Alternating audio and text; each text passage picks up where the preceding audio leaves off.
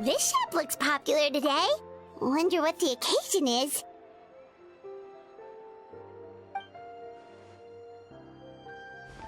Butterfly Dew Cosmetics now on sale.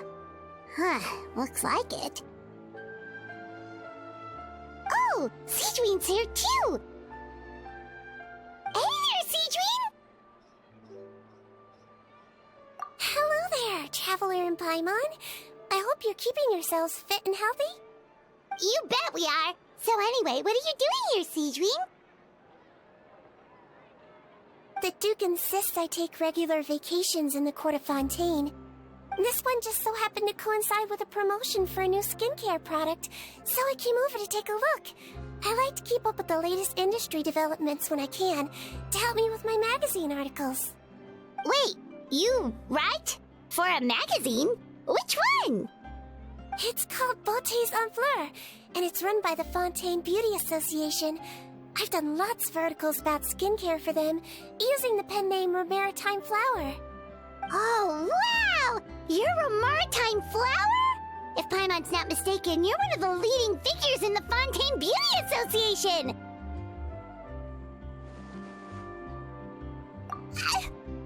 What's so weird about that? Everyone loves beauty! I really like this role. The staff at cosmetics shops are always so polite. And as long as I wear a big smile on my face, I always get the best customer service. Well, they sure don't want to make an enemy of the Maritime Flower. Obviously, it's because of Sigewinne's love for beauty. Still a leader of the Beauty Association? That's incredible. The truth is, I study this field because I cherish my own appearance. It has nothing to do with being beautiful or not. Oh, the words of a master beautician defy comprehension! Oh, wait, you're saying that natural beauty is the highest form of beauty, right? Not really. Actually, Melusine aesthetics are very different from human ones. We don't view humans based on their appearance. If I had to describe our approach, I'd say it's based on cuteness. Oh, really? Yep. Still, I really value my current appearance, and in the process of taking care of it, I've ended up learning quite a lot about skincare and stuff.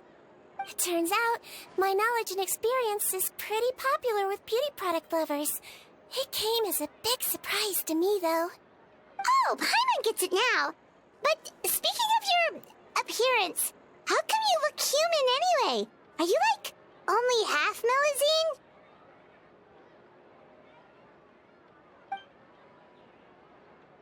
Ooh, wait, sorry. That was probably really offensive, wasn't it? No, I don't mind. I'm not mixed, though. I made a decision to turn myself into this form a very long time ago. If you're interested, I could tell you the story. A shape-shifting story? Oh, heck yeah, of course we're interested!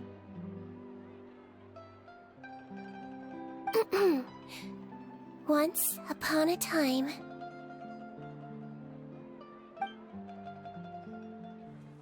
Long ago, humans rejected Melusines, and Melusines feared humans.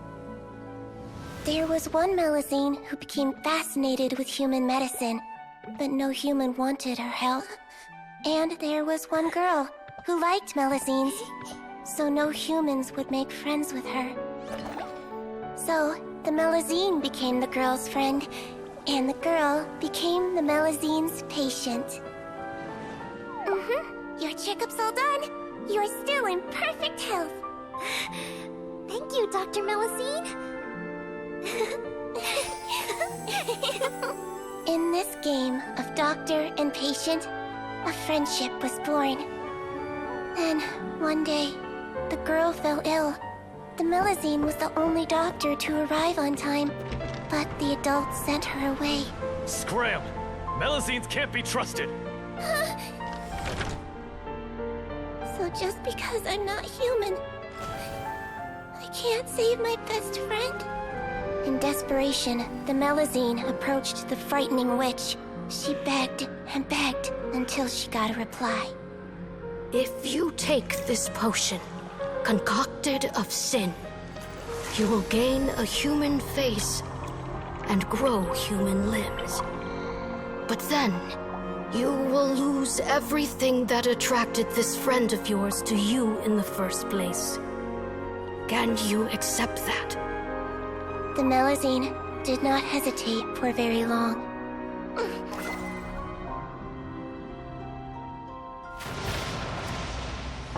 On a rainy night, a little doctor knocked on the girl's door. The doctor wore a hood and raincoat, maybe to protect her from the rain, but maybe also to hide a secret. The little doctor held the girl's hand and treated her illness, just as she had so many times before.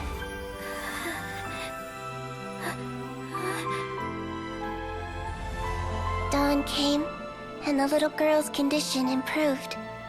But the little doctor was long gone, for she knew her friend would never recognize her again. And so, since then, I've lived my life in human form. Most people who know me just think I was born this way. Ooh. A witch? A potion? Why does this sound like a fairy tale? Trust me, it's a true story. Must be the way you told it then. It just sounds so...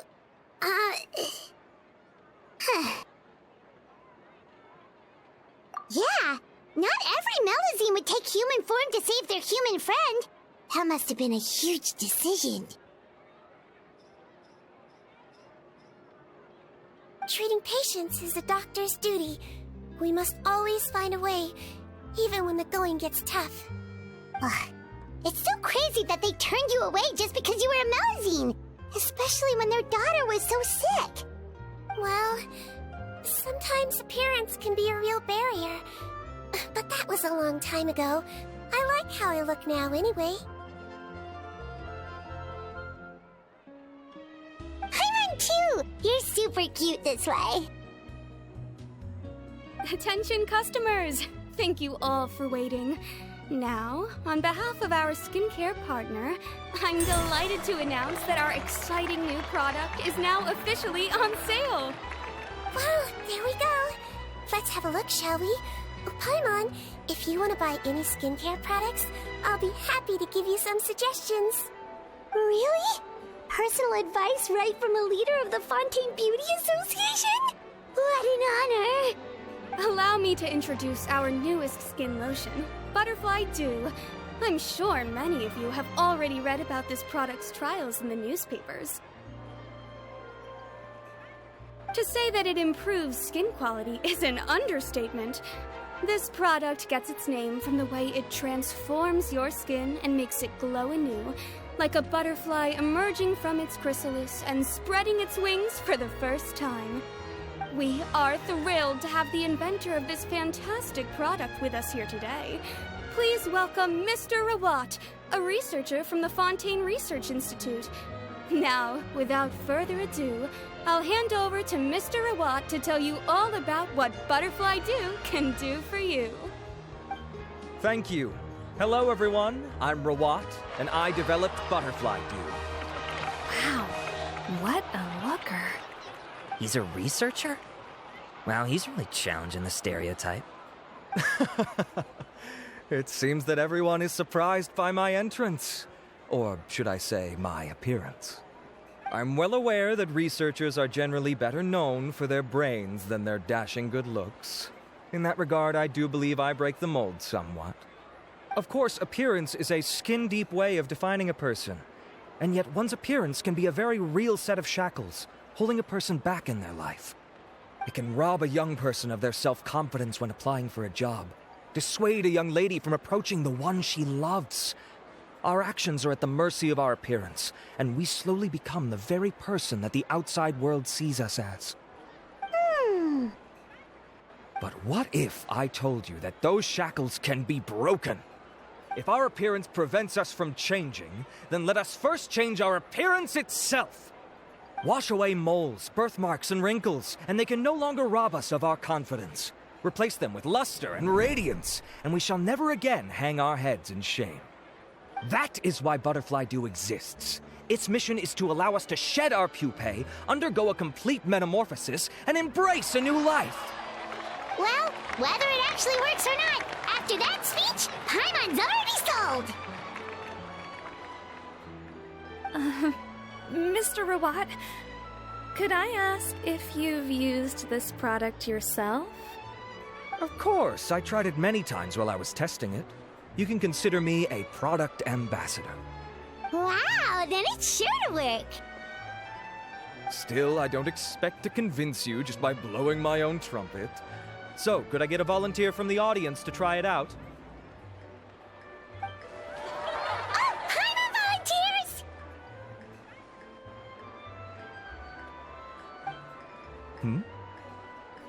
Oh! Ah, what an honor! It appears we have a giant of the Fontaine Beauty Association here with us. In that case, Miss Sigewinne, could we seek your most expert opinion on this product? Sure. Whoa, is that Romaritime flower?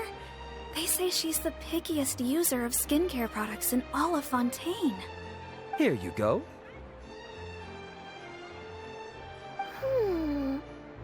Oh, it's very kind to the skin, and the absorption rate is high. Even for Fontaine, this is a first-rate product. Wow, now that's high praise! I'll take one. Any discounts? All right. Well, all that remains for me to say is, Butterfly Dew is now on sale!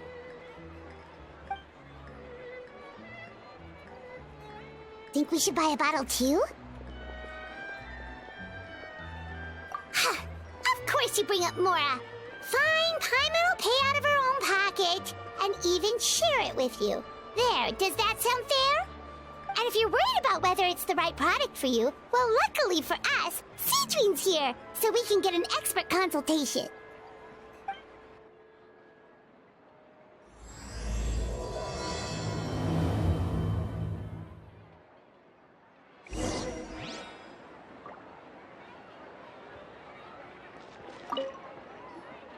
It's an honor to receive such high praise from you. To be honest, I was also hoping you might be able to point out some flaws in the product so I can keep improving it. With most skincare products, the pros and cons only become apparent with long-term use. Oh yeah, this one has instant benefits, improving skin quality without any obvious side effects. It's one of a kind. Don't worry though, I plan to keep using it, and I'll publish regular reviews in Beauté Sans Fleur. You can read my thoughts there. All you need to do is subscribe. Oh, I was hoping for a more casual conversation, but you are a beauty association leader after all. I understand if you want to keep this professional. Sigewinne? Oh, excuse us, Miss Beauty Expert. But do you think this product is a good choice for me and him? Wait, are you the renowned traveler? That's right, and by his side, the equally famous Paimon. Well, I don't normally handle customer questions personally, but since it's the traveler asking, allow me to make an exception. Butterfly Dew is made for all skin types, so no matter who you are, you can rest assured that it will be kind to your skin. If anything, it might be marginally more effective on Fontainian skin, but other than that, it works the same on everyone. Why would it work better on Fontainians? In the interests of protecting my trade secrets, I'm afraid I can't answer that, Miss Paimon. All right then. How about a friend discount? Save yourself the trouble. I'd be greatly honored to have both of you use my product. Here, take 2 bottles for free. Yay! Paimon's private fund survives! I can see why you might think that, but please don't misunderstand. This gift is simply a token of my esteem. There's no business motivation behind it. To me, finding new customers for Butterfly Dew is about meeting kindred spirits, fellow admirers of physical beauty. I consider it a labor of love. Admirers of physical beauty? Eesh, that's embarrassing to say out loud. It sounds so shallow. It's nothing to be ashamed of, Miss Paimon. Most people claim to desire inner virtue, but it's still physical appearance that turns their heads. This is a fact of life. It's only natural for people to desire to become beautiful. And that's exactly what inspired me to choose this research direction in the first place.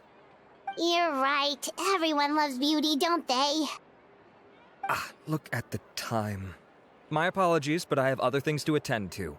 I'll leave you with these 2 bottles of Butterfly Dew, and I look forward to seeing you again. Paimon, I'd say there's no need for you and the Traveler to use this product for now. Why? Is there a problem with it? The quality is fine. I just think there's room for improvement. I think I could add some ingredients to the mix to make it more effective. Really? Then why didn't you tell Rawat about that? Researchers are a very special breed of human. You can point out their flaws to their face and they won't mind very much. But if you tell them that someone else could do a better job, ooh, now that'll make them really upset. If I'd mentioned it, he probably wouldn't have given you those 2 bottles for free. Fair enough, that makes sense. If you're interested in the more effective version, I can write up a list of ingredients for you. Just come get me once you've gathered them. When you say more effective, you mean it'll make Paimon even prettier? Ooh, how can we say no? As for me, it's probably time I got back to the Fortress of Meripede. I mustn't leave the infirmary unattended for too long. Alright, see you there then!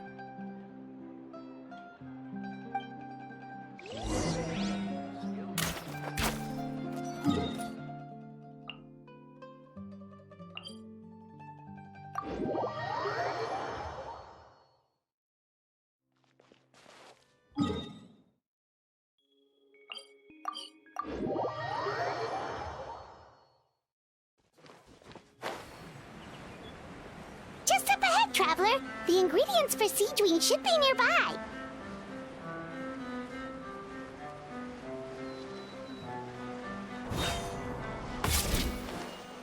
Wibbly wobbly!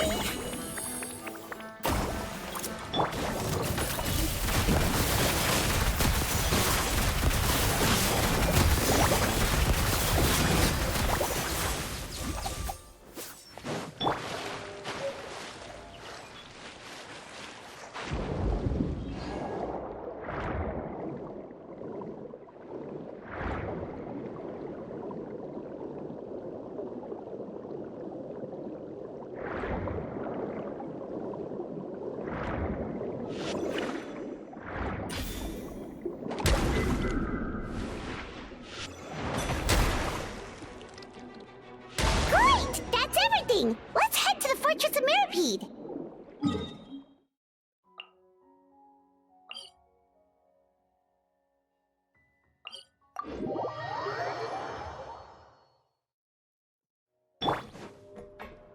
Loading.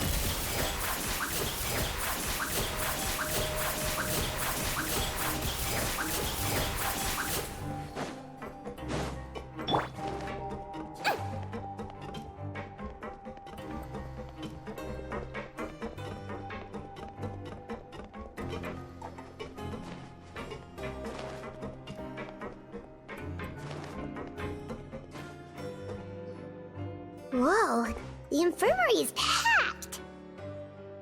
Please, you have to believe me. I saw it with my own eyes last night. Another me! He looked exactly like me. Got it? Okay. I've written down everything you told me. Now, I have a few tests to run. Take a deep breath, and don't worry. It's nothing to be nervous about. First, which finger am I holding up? Your index finger, but I'm telling you, my mental state is fine. I'm not crazy. Very good. Now, on to the next. Hey there! Your Grace, it's been a while, huh? Ah, it's you two. Indeed it has. I would offer you some tea, but I'm afraid the timing is unfortunate. Duty calls. No worries. Actually, we were looking for Sigewinne. Do you, know what all of this is about? This inmate came running to the guards in a panic, claiming to have seen his exact doppelganger. A doppelganger? Doesn't that just mean someone else kinda looks like him? And that's what I thought when the report first reached my desk. But we've inspected our records. No one even vaguely resembles him. Considering how certain he is of what he saw, I could only surmise that he's having some mental issues. So I brought him for a medical evaluation. All right, very good. Take a sip of water and rest for a bit. Evaluation complete. I couldn't find any symptoms pointing to a physical condition. I see. So do you still believe there's more likely to be an issue with his mind than his body? I have to assume so for now. Psychological issues are more difficult to detect. At this stage, we can at least confirm that he is in command of his cognitive faculties. The rumor mill will go crazy if word of this gets out. Guards, take him to the ward for a period of observation. The Marechaussee Phantom has requested my cooperation on a case, otherwise I'd deal with this myself. Sorry for the trouble, head nurse, but I'll have to leave this to you. No problem, Your Grace. I'll add him to my observation list. By the way, we have a couple of guests here who've made the trip just to see you. I imagine it must be important. You probably won't need to add them to your observation list, though. Oh, Traveler! Paimon, it's you! Hey there, Sigewinne! It's actually not that important, but... I'll be in my office if you desperately need me. Goodbye for now. Okay, bye-bye! So, Sigewinne... Would you mind waiting for just a moment? I have another patient to see. Just find an empty bed and take a seat. I won't be long. Oh, sure! Sigewinne, we've brought him. And he seems to have taken a turn for the worse again. Okay, don't panic. Let's start by sitting him down here. Paimon had no idea how busy it can get for Sigewinne. Maybe now's not the time to ask for her help with skincare.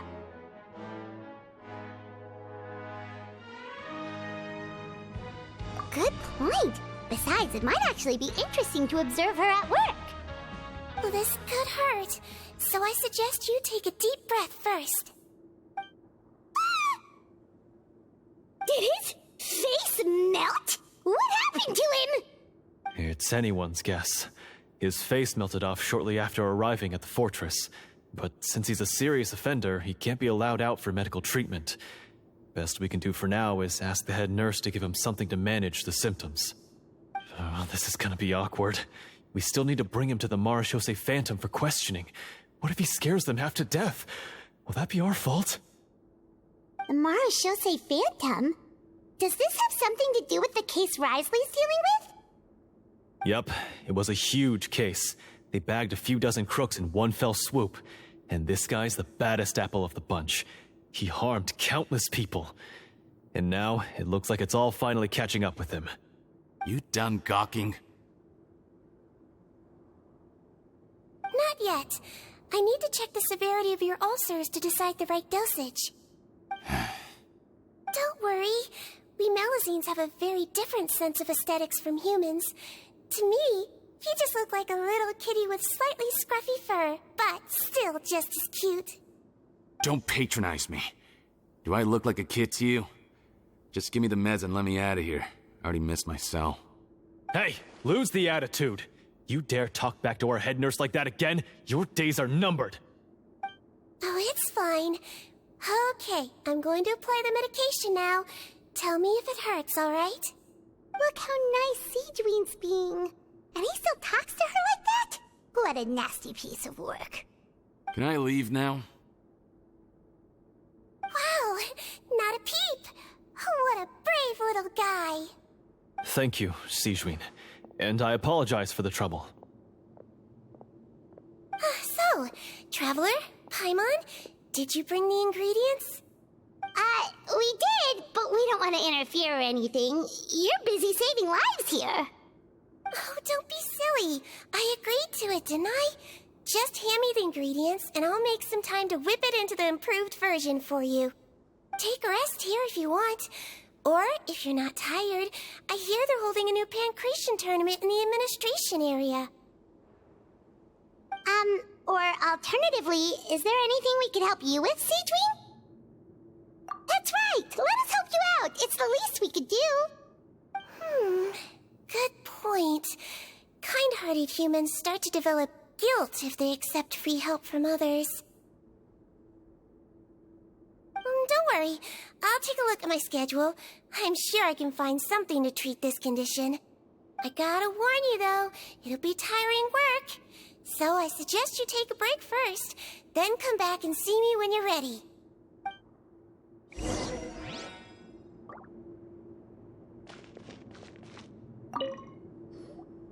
We're ready, Sigewinne! What's our first mission?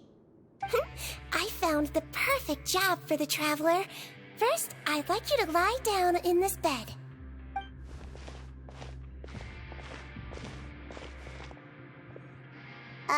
What for? I need you to pretend to be sick. What?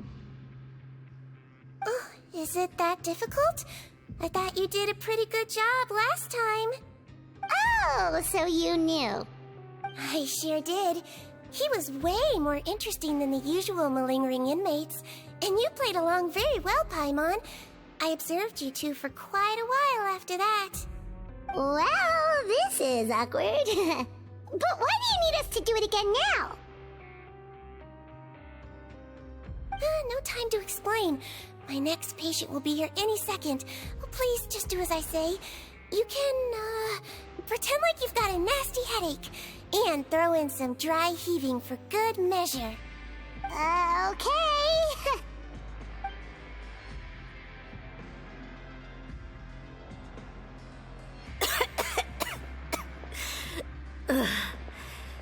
Hey, Doc, it's me.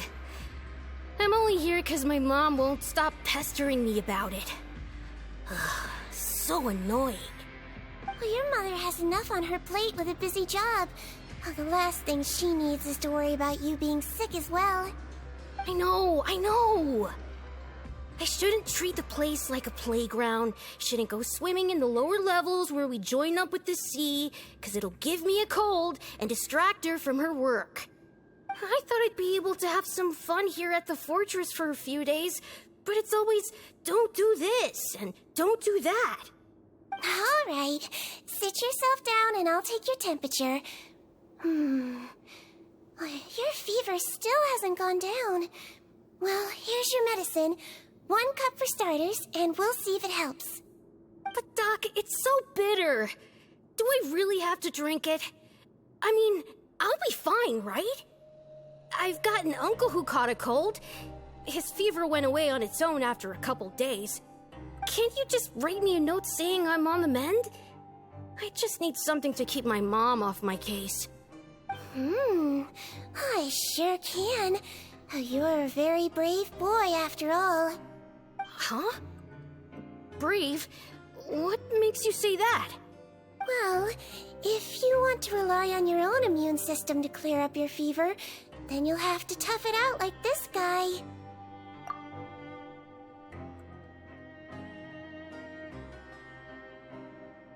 Hang in there, traveler. Are you gonna puke? Paimon can get you a paper bag. Huh?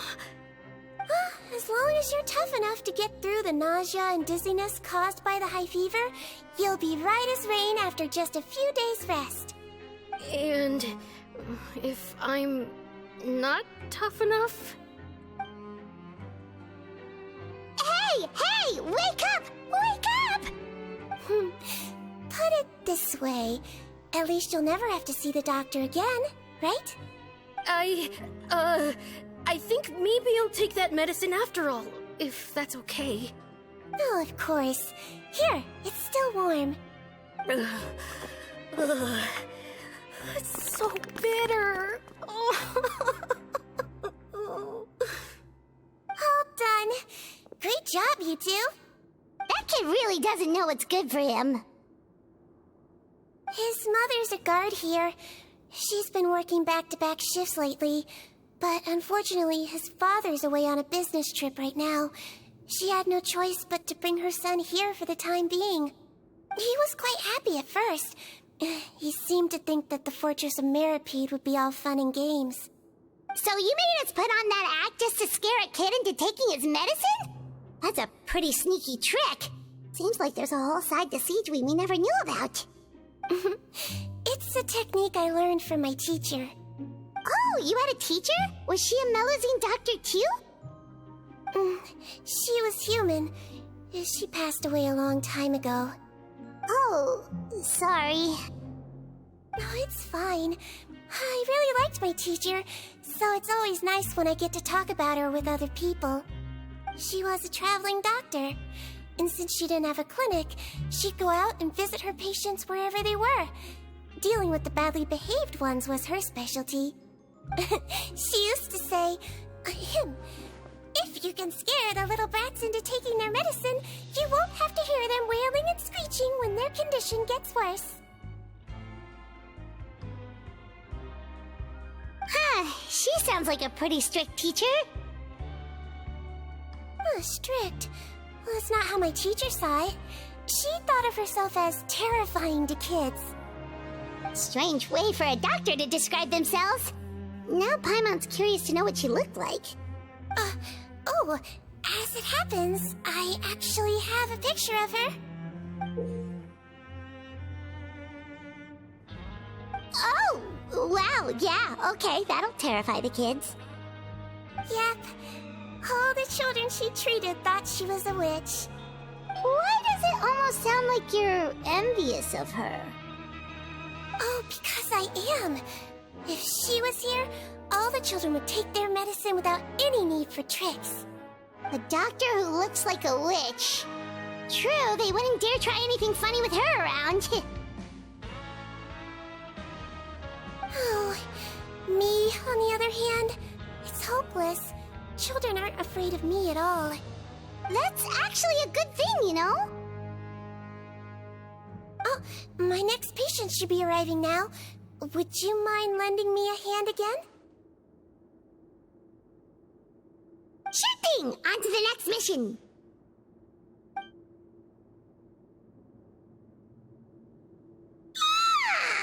Is it nighttime already? That flew by. You really have a busy job, Sigewinne. Well, thanks to you two, it was much easier today. Aww. Should we get some rest? It's getting pretty late. Oh, there is one last thing. I have to keep it confidential, so I usually leave it till after everyone's clocked out. Confidential? Are you sure you can tell us? Well, it's fine.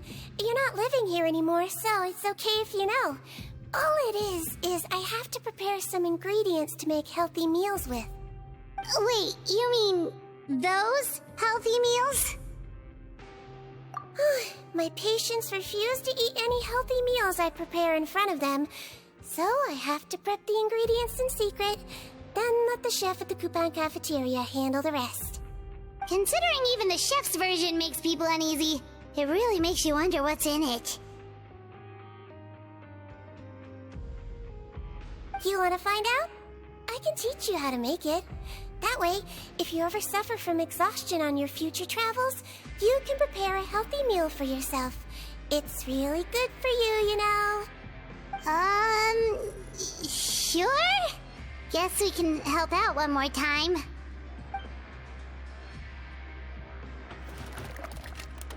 The ingredients are ready.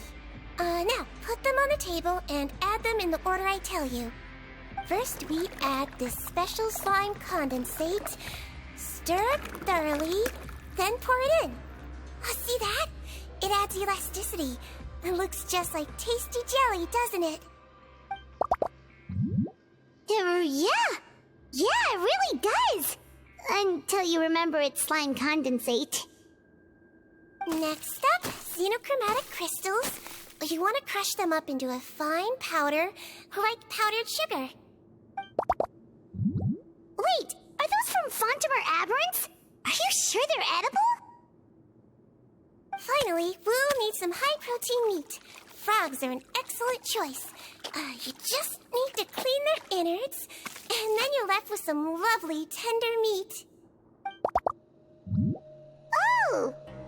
Frogs. And we're done. All that's left now is to pack them into lunch boxes and hand them to Walsey.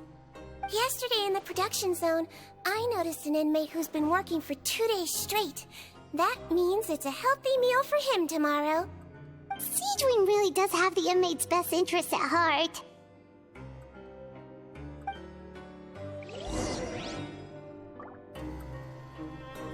Whew.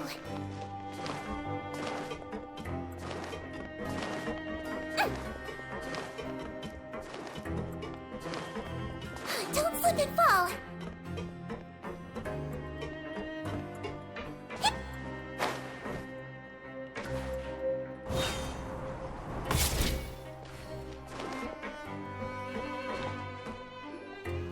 Ah, head nurse. Got some extras for me? Just the one today. The serial number's on the lid. Sounds good. I'll make sure it gets delivered. Sounds like they're talking in code. Thanks for your help. Oh, it's no trouble at all. I only wish I could do more. You work so hard for all our sakes. I'd happily lose a little sleep if it meant helping you out. That won't do. If you reduce your sleeping hours any further, your health will start to suffer. All right. Nurse's orders. I'll do as I'm told. But you take care of yourself, too.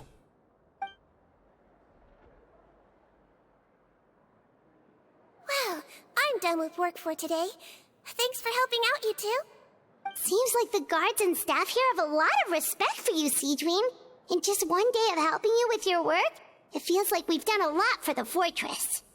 Head nurse, please, wait. I'm sorry to disturb you this late at night, but I think you'll agree. This is urgent. Okay, just relax and catch your breath. What's the matter? The guard at the observation ward, Odilon, he told me to pass on a message to you. One of the inmates there, the guy suffering from possible hallucinations, well, he seems to have made a sudden recovery, and now he wants to apply for permission to leave the ward. Huh? Already? You were right to tell me. I'll have to examine him and make sure he's well before we discharge him. Looks like we've got one job as medical assistants left. We'll come with you.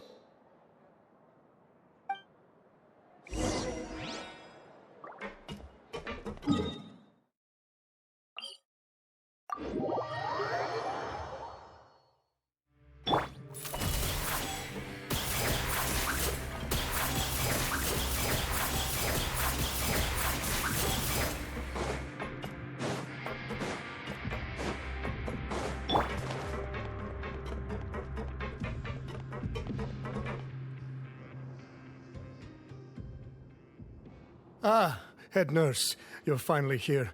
I'm so sorry for all the trouble I've caused you, but I believe I've now made a full recovery. After giving it some thought, I'm sure that I was probably just seeing things. Stress-related, I imagine. I'd been working long hours, so I definitely wasn't in the best state of mind. I totally understand. Still, I have to give you an examination before I can discharge you, okay? So, take a deep breath and don't be nervous. It'll be the exact same procedure as we did this morning. We can start whenever you're ready. Again, so sorry. I was in such a state this morning, I barely recall anything. Would you mind taking me through it again? Oh, not at all. It's a lot to remember. First up, we have a little cognitive test. Just concentrate and you'll be fine. To start with, which finger am I holding up? Your pinky.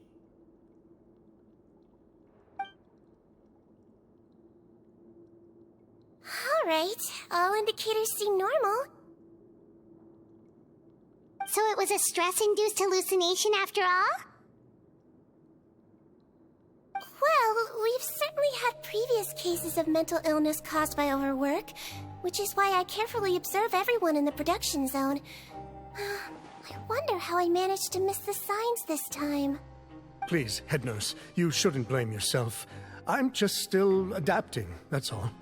Pushed myself too hard, and I guess I couldn't take it. Thanks for looking after me. I'll be as good as new after a good night's sleep.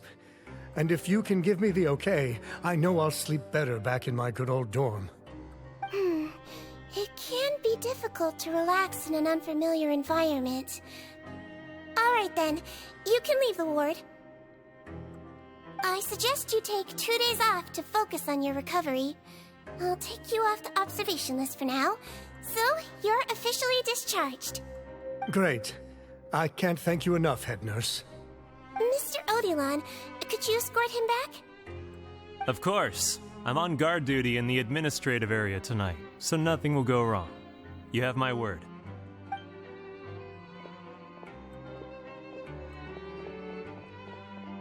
Guess you're finally done for the day now, huh? Yep. But I still haven't gotten around to making that improved lotion for you yet. Oh, no rush! Seriously, it's super late now. You should go get some rest too. Well, tomorrow it is then. Good night, Traveler. Good night, Paimon. Hope you sleep well. Oh, don't you worry! We will! After a productive day of work, we're both gonna sleep like a log. Yeah, sleep tight, Sigewinne. See you tomorrow!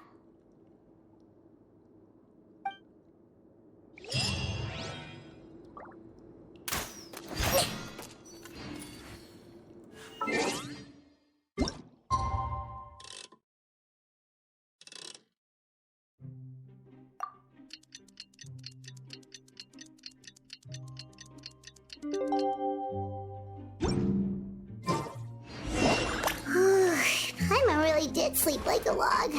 Let's go find Sigewinne.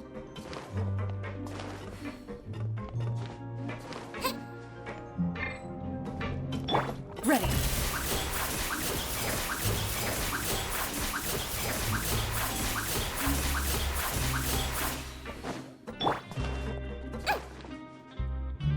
Whoa! How is the infirmary even busier than yesterday? Good morning, Traveler and Paimon. I have a few people here for a checkup, so you might need to wait for a while. No problem. Anything we can do to help? There's a bit of a complicated situation here. I'm still getting to the bottom of it myself. You have to believe me. I'm telling the truth. You're in a medical facility. Keep it down. Please, listen to me. I'm not Gascon. I'm Uy. You're a horrible liar, you know that? We get all your mugshots with the arrest warrants. It's clear as day that you're Gascon. You mean because of the way I look? I don't know what happened. I just woke up like this. Then you guys dragged me in here for an interrogation. I brought you here to figure out what's going on. If you truly are the victim of an injustice, yelling isn't going to achieve anything. At most, it'll delay your vindication. All right. I get it. This is nuts. Yesterday's interrogations went fine, and now this. Morning, Your Grace. What's going on? Remember the case I mentioned yesterday? The one brought to me by the Marechaussee Phantom? Well, we've been questioning the inmates involved this morning. Every single one of them is claiming mistaken identity. Huh. That's even weirder than what that guy was saying yesterday. The thing is, none of them have been able to provide any evidence whatsoever to support their claims. Questioning them further got us nowhere, so for now, we've brought them to the infirmary. And we thought yesterday was as busy as it got for Sigewinne. We've compiled their statements. Have a look. Perhaps there's something we missed.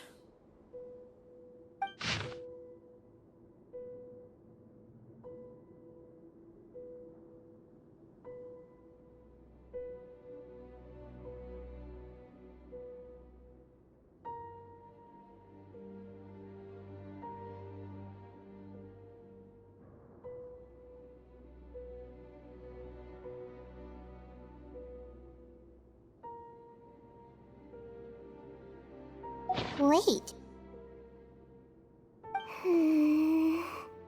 Release? Interesting.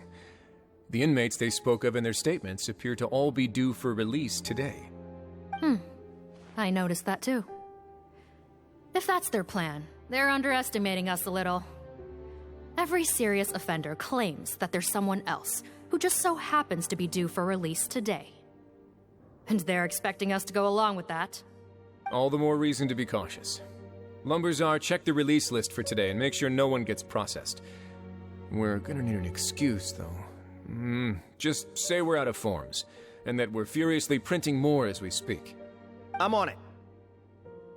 It's conceivable that our group of serious offenders somehow found a way to switch places with inmates who are about to be released, so they can walk out right under our noses. We did consider that possibility. But I mean, just look at them. They match the warrants, period. How could there have been a switch? Only if they're dead ringers for the inmates due for release, I suppose. I gave you that name list yesterday to assist in your investigation. Did that help? Yes, the inmates' mugshots were attached to the list. The first thing I did was check for lookalikes, and I didn't find any. The only other thing that stands out to me is that their voices sound a little different today. But it's not exactly hard to put on a fake voice. Oh, really? What does our head nurse make of all of this? Give me a moment. I think I have a way to confirm whether there's been a switch. I know, it's not time to change your dressing yet, but please bear with me. Huh? Isn't that the guy from yesterday?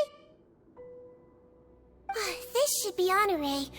He has very severe facial ulcers, which require an operation in the hospital at the Court of Fontaine. I authorized him to leave the fortress for medical treatment under guarded escort. Yes, like I told you. I'm not Putton. I'm Honore. So there has been a swap. Well, I can see what happened in Potton's case, but how do you explain the other inmates? You're not telling me their souls switched bodies, are you? No, I believe it was their faces that got switched. The method is a bit like replacing a tooth. Take the bad tooth out, put a false one in. And actually, I think I can prove it to you. Traveler, Paimon, do you remember Eric from the other day? Yeah, sure do. Then you can be my witnesses. To start with, please fetch the inmate who claims to be Eric.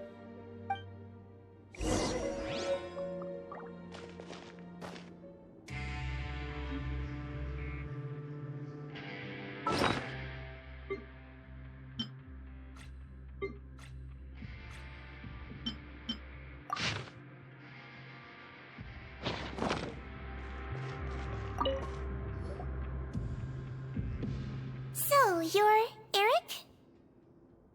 Yes, head nurse. It's me. You do believe me, right?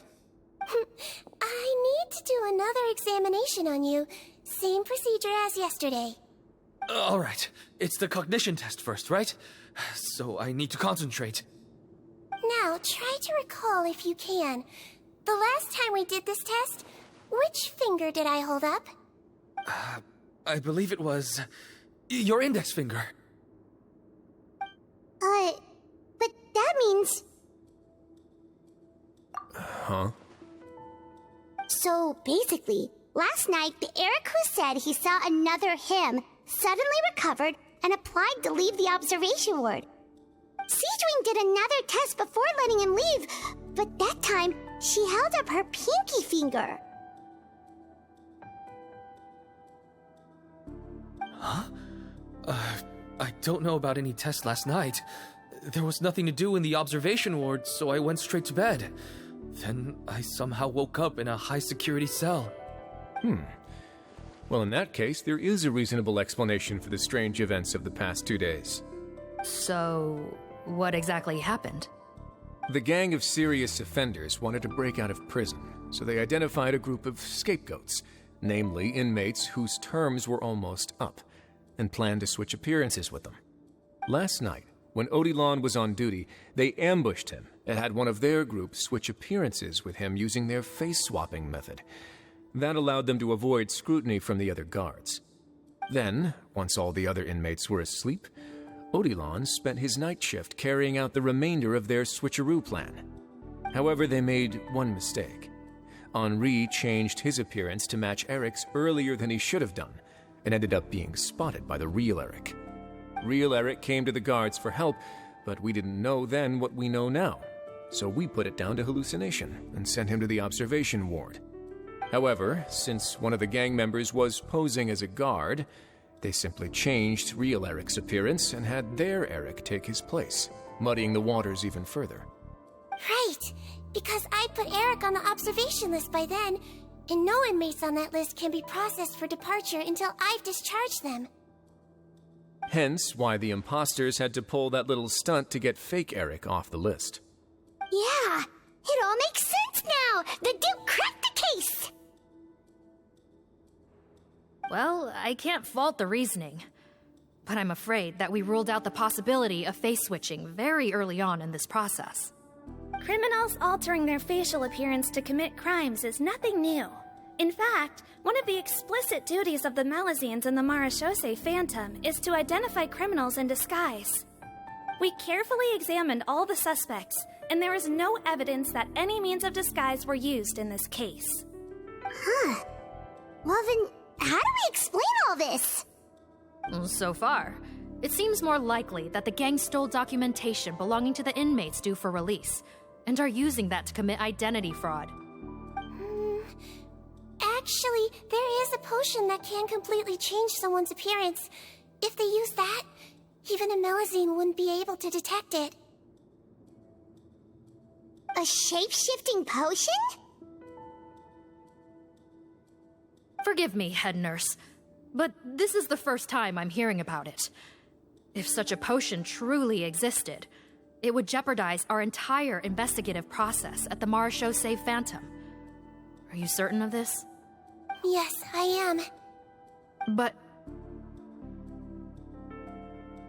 Please, trust me in my professional opinion as an experienced clinician. At the same time, without any solid evidence, it's pure speculation.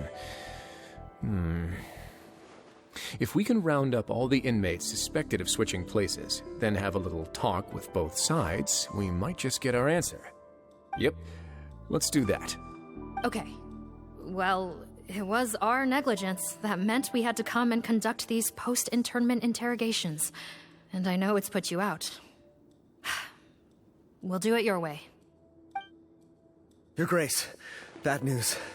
I paused the releases like you asked, but we were too late. A bunch of people already got processed 2 hours ago. I checked the list, and sure enough, it's all the people who gave statements. 2 hours ago? That's before today's interrogations began. They had this all planned out. So there really was a switch after all. They really pulled the wool over our eyes on this one. We should be able to catch up with them if we leave now, right? Not if that potion is real. They can just switch faces again after leaving the fortress. And if the Marechaussee's Melazines can't even spot them, we wouldn't know where to start searching. Yikes! So we're at a complete dead end!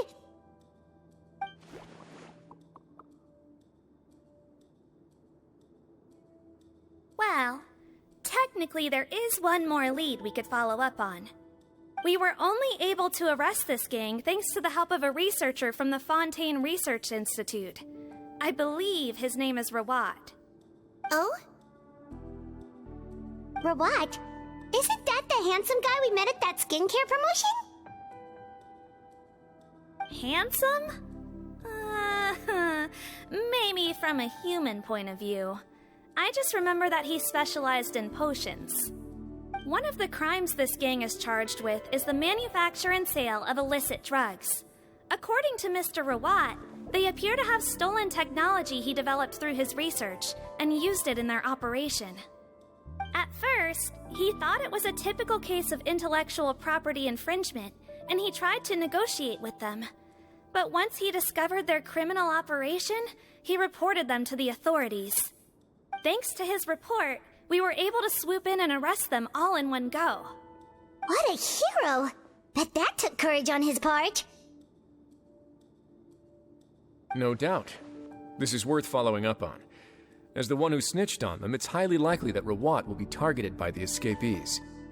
That aside, since he's negotiated with them in person before, there's a chance he'll have some additional information for us. Understood, Your Grace.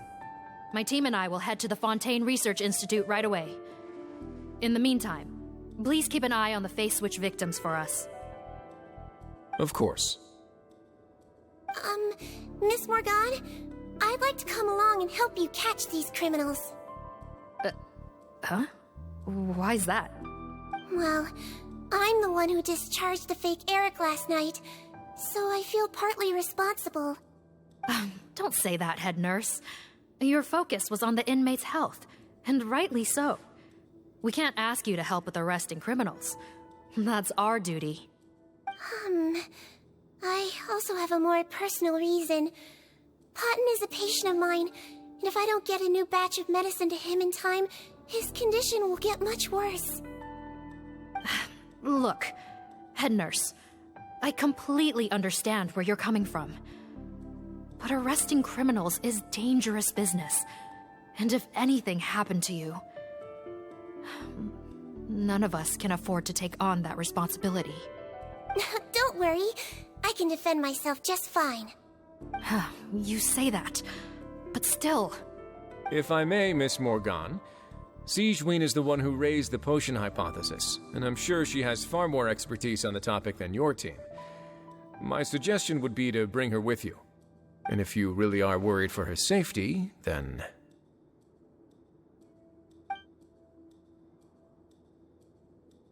Ah, there you go, right on cue. Knew I could count on you.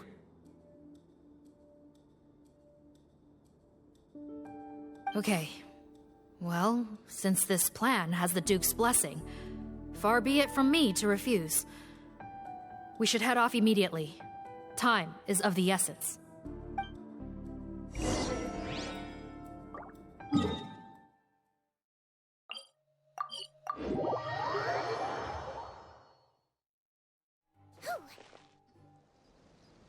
Greetings.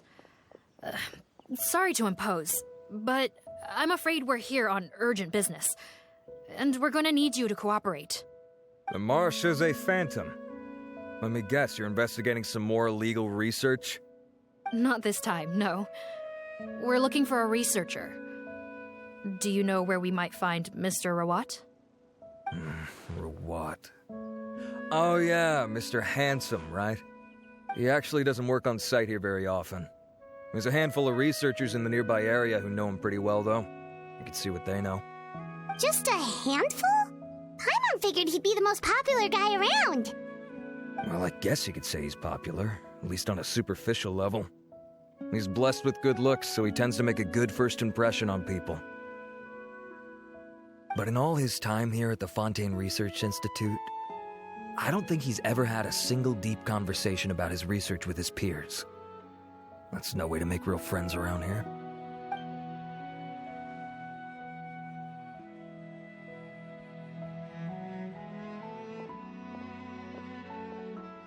That's so weird. He definitely didn't come across like a recluse at that product promotion. I don't find that weird at all. He definitely didn't strike me as the kind of guy who's, good at making friends. Really? Paimon couldn't tell. Must be a Melusine perception thing. Okay, we should talk with his acquaintances. But we also need to check the Research Institute for any clues. Let's split up. It'll save us some time. Sure thing. We'll go ask around among the other researchers with Sigewinne. Paimon's suddenly kind of curious to know what everyone really thinks of him.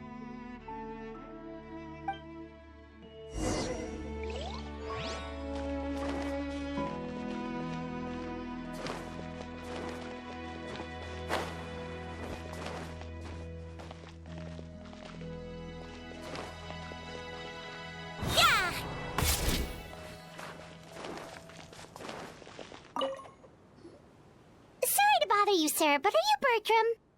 Who's asking? just some concerned citizens helping out the Marechaussee Phantom with an investigation. We'd like to ask you about Rawat's whereabouts, if that's okay. We're told the two of you are pretty close. Not anymore, we're not. Turns out we don't see eye to eye. Oh yeah? What happened? The thing about us researchers is, most of us do what we do for some sort of higher purpose. But not Rawat. All he cared about was how to commercialize his findings. He won't even let you work with him unless you sign a confidentiality agreement first. Also, he has better control over who gets which intellectual property rights. How are you supposed to get any meaningful research done working with a guy like that? Now that I've got my own technical solution for my compressor, I don't need to work with him anymore. So that's what Rawat is really like. We'd still like to know where to find him. Is that something you can help us with? Wait, you're... Yeah, I know you. You're the head nurse at the Fortress of Meripede. Alright, then I'm happy to help you if I can. I respect the work you do. Medicine serves the highest purpose of all the sciences. Wow, turns out Sigewinne's got some real clout. Thing is, I have no real way of knowing where he might be. I stopped working with him 2 months ago, and I've barely seen him since. But if you want my advice, I'd say go talk to the peddlers. There's a few he meets with every other day or so. Maybe they know where he's at. Peddlers? Yeah, back when I was working with him, I noticed he met with them quite often. Wouldn't surprise me if they were involved in some shady business together, because it seemed like they went out of their way to avoid discussing anything in my presence. The little I overheard was about manufacturing and selling pharmaceutical drugs. Like I said, he's all about the money. Drugs? Doesn't he work with skincare products? Do those count as drugs? Who knows? I never cared to find out. He's the Morag rubber, not me. Thank you. You've given us plenty to work with. Welcome. Goodbye, and may we both reach new heights in our scientific endeavors.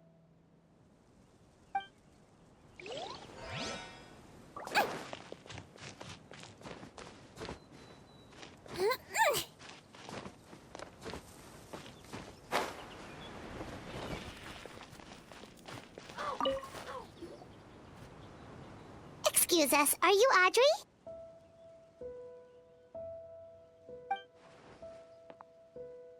That's me. What is it? Are you close friends with Rawat? We're trying to find out where he is. Close friends? You mean because I told him I had feelings for him once? I doubt I'm the first or last at the Institute to make that mistake. Why would you single me out as a close friend? I should have known, really. Men like him, they just enjoy being surrounded by fawning women. They're not interested in a serious relationship. Okay. We were just kind of wondering if you might know where we can find him. Why would I know where he's at? I barely know him, and he probably doesn't even remember me. Ugh, this is getting annoying. Shall we go ask someone else?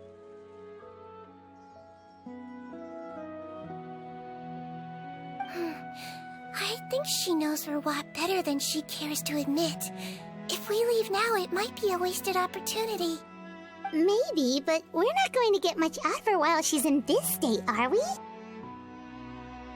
She's displaying symptoms common among people in love, if that's what you mean. But I know a cure. It's curable? Oh, we're still no closer to finding Mr. Rawat. Oh, by this point, he could be in grave danger. Danger? Wait, why are you looking for him again? Oh, that's right, yeah! The Marechaussee Phantom said that he's been targeted by some pretty bad people. We need to make sure he's safe. What? How has this happened? He seemed fine when I last saw him, and that was only a couple of days ago. Just happened to run into him, of course. Oh, I see. Well, do you have any thoughts on where he might be right now? Okay, but this is purely out of concern for his safety. If he's not at the Institute, he might be at his mother's place. I heard she raised him alone, that they had it pretty tough financially, and these days she's housebound due to illness. He makes regular trips back home to check on her.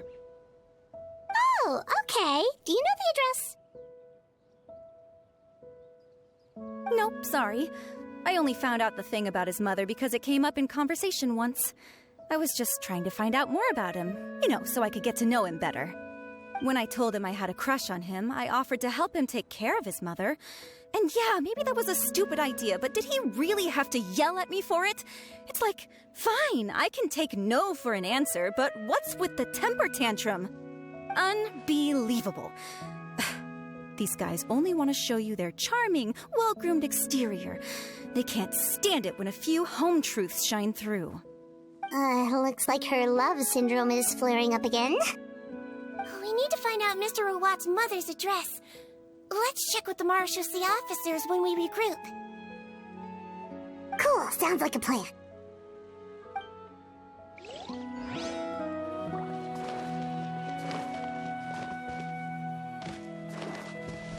Let's blow bubbles! Hey there, are you in Teep? What do you want? We're here to ask about Rawat. Any idea where he might be? We were told you were pretty close with him. Close? Not sure that's the word I'd use. He wouldn't even let me use his patent. Huh? It's been a good few days since I last saw him. I don't know where he's at. Go ask someone else. Would the patent in question happen to be related to the new skincare product he developed? Yeah, kinda. Butterfly dew, or whatever he calls it. I heard he made a tidy sum off of that one. Okay, now we're getting somewhere. Keep going. Most of the other researchers here focus on mechanics, energy, stuff like that. I get why he wouldn't be interested in having anything to do with them. But I'm studying coatings. There's a huge overlap in our areas of research. Why would he refuse to work with me? I bought his product once, and noticed it contains a unique substance that might have applications in coatings, too. If it worked out, I could probably make as much as he's making. Don't get me wrong. I had no intention of plagiarizing his work. I was hoping to get official permission to use his findings in my own research. Followed the proper procedure. It was all above board. I would have had to pay him a license fee and everything. But despite that, he turned me down not once, not twice, but 3 times. It's like he's vehemently opposed to the idea of anyone else making the kind of money he does. Huh, so is Rawat antisocial, or is this guy just jealous? Well, it doesn't look like we're gonna get any info about Rawat's whereabouts from him. Let's go! Wait, 1 second. Mr. Antibes, next time you go shopping, you should buy some Buell fruits. Peel the skin, steep in water, then drink. It'll help calm your mood. Huh? Yeah. Thanks. Well, that's all 3 researchers. Let's head back to the meetup point.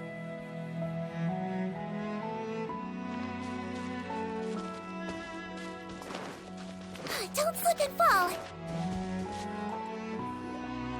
You know, Paimon started out thinking Rawat was a handsome researcher with a friendly and cheerful personality.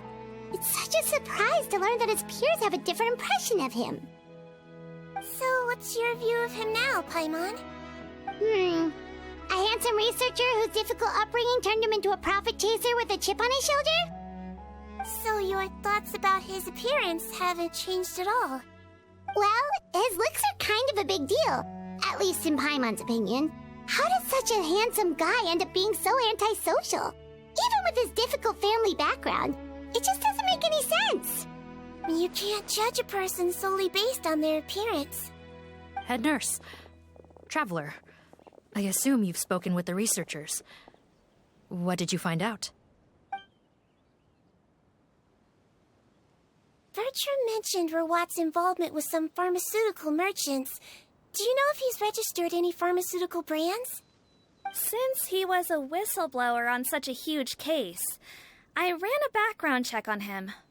I don't remember there being any brands under his name. How strange. If he was so focused on commercializing his research and averse to sharing his technology with others, why wouldn't he have registered his own brands? Maybe he and his business partners needed to avoid public scrutiny? You think he may have colluded with the gang? Well, the crime was manufacture and sale of drugs, and that would certainly be in his wheelhouse. We can't rule it out. Isn't that pretty unlikely, though? He was the one who blew the whistle on them! Most children who come to me with tooth decay have suffered pain for a long time already, but they'll still try to hide the fact that they eat too many sweets. Grown-ups and children aren't so different in that regard. If you say so. I saw him when he came to make his report, and I certainly didn't get the feeling that he was the type to collude with criminals. Perhaps it's more likely that they were coercing him. You mentioned that he comes from a poor family. So, it's possible that the criminals approached him asking for academic support, luring him in with the promise of riches. By the time he discovered who they really were, he was in too deep. They had leverage on him, so he was forced to keep working for them. I've seen it happen many times before. That does make a lot of sense. It would definitely explain why he was so unwilling to cooperate with his fellow researchers. No wonder he's so unsociable. He must be on edge all the time with a gang of crooks breathing down his neck. In that case, the situation could be worse than we thought. If Rawat was working with the escaped inmates, they're sure to know more about his whereabouts than us. Oh, there's a good chance they'll get to him before we do. Based on the information we've gathered so far, he was last seen 2 days ago. If no one's seen him since, maybe we're too late. 2 days ago? So he went missing right after that product promotion. That was the same day he reported the criminals, too. Not a good sign. Don't worry, everyone. I believe we still have a chance. Since he disappeared right after blowing the whistle, it's likely that he's gone into hiding. Yeah, he must have been worried that they'd come for him. All the more reason to find him as soon as possible. The only lead we have at the moment is his mother's house, which you mentioned earlier. Seath, think you can find the place? Yep. When you register a brand, the Court of Fontaine requires you to provide a legal address. The one Rawat wrote down was in the outskirts of the city. That should be the place. Okay, then there's no time to lose. Let's move.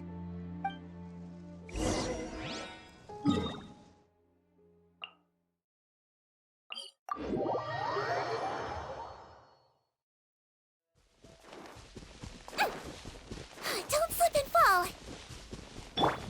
Into the shadows.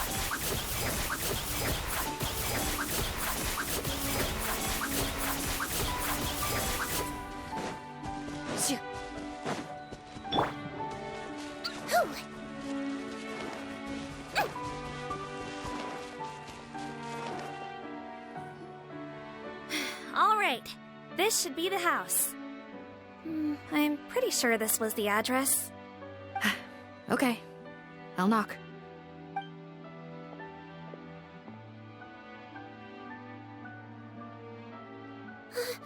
Sounds like whoever's inside has restricted mobility. Oh, it seems serious.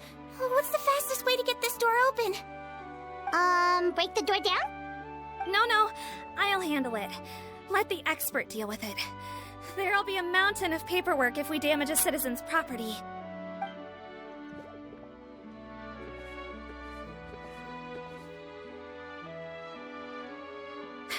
Calm down. Deep breaths. Remember your training. Control your strength. And... it's open! Seath, take a few people and lie in wait. Keep your eyes peeled for any activity around the house. The Traveler, head nurse, and I will go inside.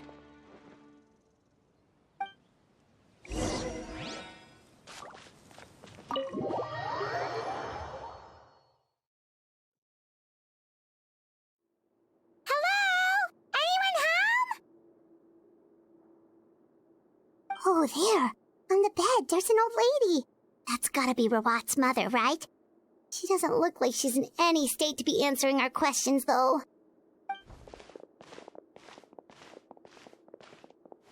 We could try, but she is very ill.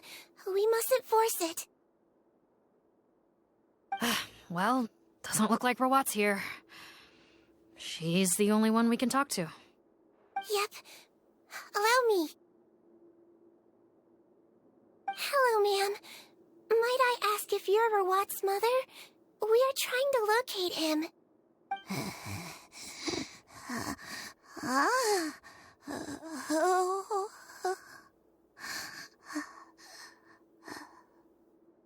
Hard of hearing, perhaps. Does anyone have a picture of Rawat? I have one here.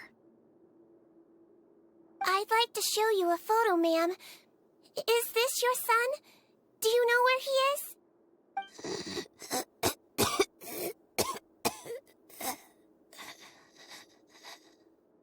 Looks like this isn't gonna work after all. Well, looks like we're out of leads. If Rawat's not here, things are looking very bad for him. Is it possible he could have avoided returning here because he knew he'd be in danger? Maybe. But if so, where do we look next? Maybe we should take another look at the Institute. Yes, so. I suggest we all return there now. We found a good amount of useful information the first time, but perhaps there's something we missed. This is our last hope. Sorry, officer, but could I stay here for a while? This patient requires some care. Of course. Traveler, stay with the head nurse. You're technically here as her assistant after all. Also, I'd like some Marechaussee members to stay as well, and keep an eye on the area. Why's that? If Rawat knows how serious his mother's condition is, he will return. Got it. Okay. I'll tell the squad members in hiding to stay put and keep a lookout. Thanks for helping me out yet again, Traveler and Paimon. No problem. But when you say her condition is serious, do you mean... Yes. She's barely clinging on to life. Oh. Let me take care of a few things first. Could you pass me the towel over there? Yeah, of course.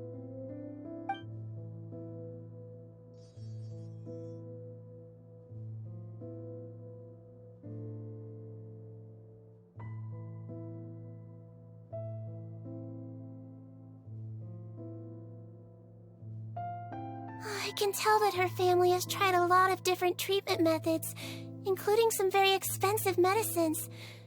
Unfortunately, her condition is so multifaceted that a recovery looks all but impossible. Sigewinne. Paimon bets being a nurse must be pretty tough at times like this. Yes, it makes me a little sad. In Melizine's eyes, a human's birth, aging, sickness, and death are as much a part of natural law as sunrise and sunset. But human medicine can defy that law to some extent. In that sense, it is a science of miracles. That is why I became fascinated with it in the first place. But it was only after I truly became a doctor that I realized miracles don't always happen. Even the greatest doctors cannot cure all diseases. Sigewinne. Well, don't worry about me, Paimon. A doctor's duty is not to cure all diseases, but to treat whatever ailments they can. At the very least, I can lower her fever. That way she'll suffer less, and she might even be able to see her son. Yeah. All the more reason to find Rawat as soon as possible, even if we don't catch those crooks.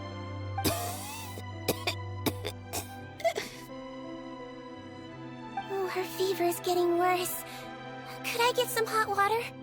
Sure, we're on the case.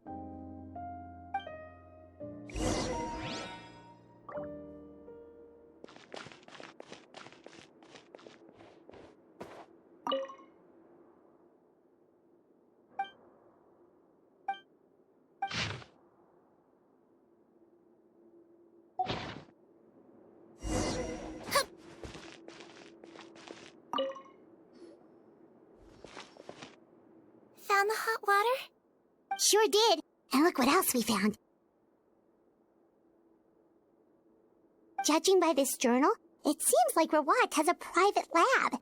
There's a good chance he could be there right now. We gotta go tell Officer Morgan right away. Oh, that's great news. But hold on just a moment. The wet towel is ready. I'm giving you another injection. Are you feeling better now?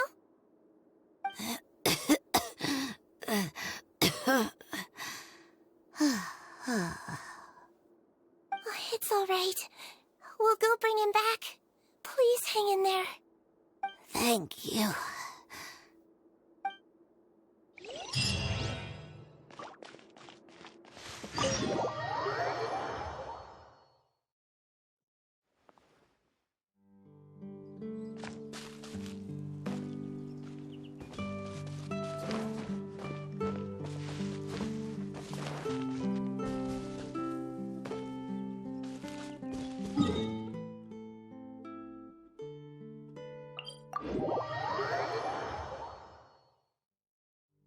Don't slip and fall.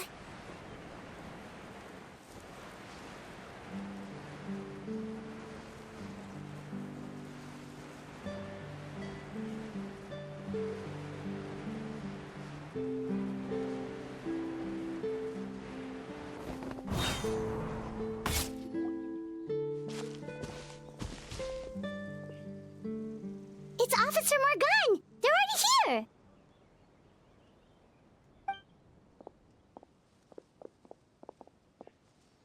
We came as soon as we heard the news. I can't believe we were so careless. The most crucial information of all was hiding right there, in that room. And we missed it. Don't blame yourself. Right now, we need to focus on finding a way in. There's a mechanical door over here! Hopefully the instructions in Rawat's journal will help us open it.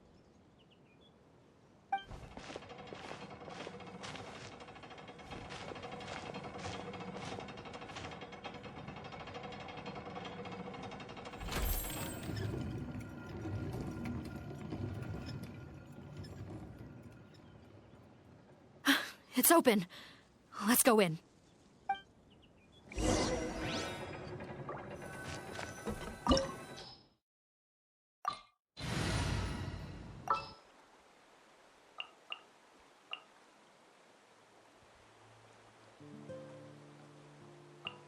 The pleasure is all mine.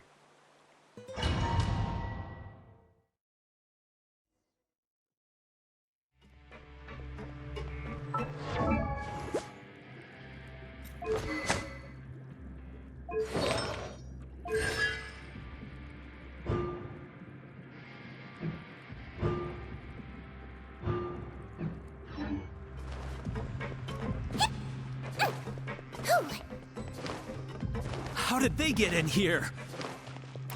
Captain, up ahead! Those look like our fugitives!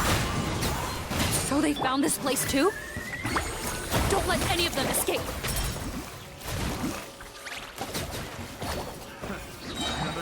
He might feel a little bit. The wrong test subject.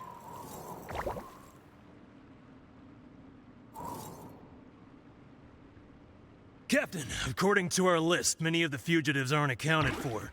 There may be others hiding deeper inside the facility. Ah, so these guys were just the lookout crew. The Marachose Phantom! How did they find this place? Wait, it's that guard from the fortress.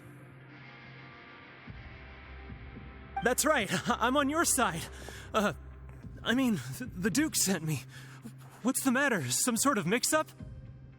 Mr. Odilon, didn't I tell you a few days ago that you need to stop all field work until you've recovered? Well, you know, gotta help His Grace out. Share the load. Officer Morgan, this man is an imposter. The real Mr. Odilon has no recent health issues. What? But Looks like the head nurse was right about the face-swapping method. Arrest them all! DuPont, Stay here and keep guard.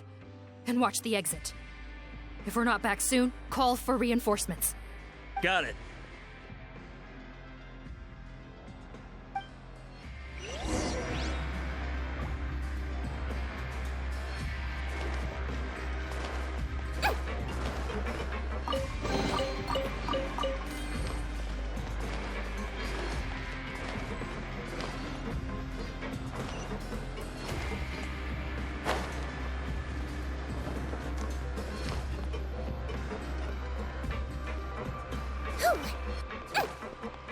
Don't slip and fall.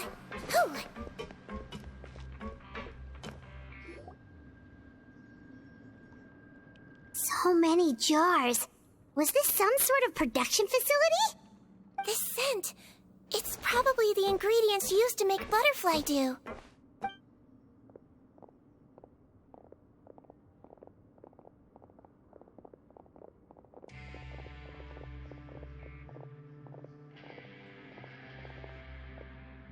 How come they're all empty? Did it sell so well that he ran out of supplies? How strange. Why would Rawat choose to manufacture a popular product like that in such a difficult-to-reach location? Given our suspicion that he may have been coerced into the illegal drug trade, I would have thought that any production facility we find here would be used for illicit purposes. Perhaps butterfly dew is itself an illegal drug. Do you have any evidence for that claim? No, just a guess. We need to find Rawat as soon as possible. He has all the answers we need. Understood. Well, let's not linger here. Let's go. Come on.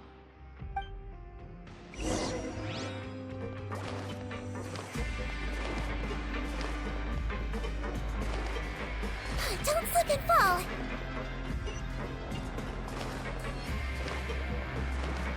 Hey! Doesn't look like we're gonna get this door open. Let's find another way around.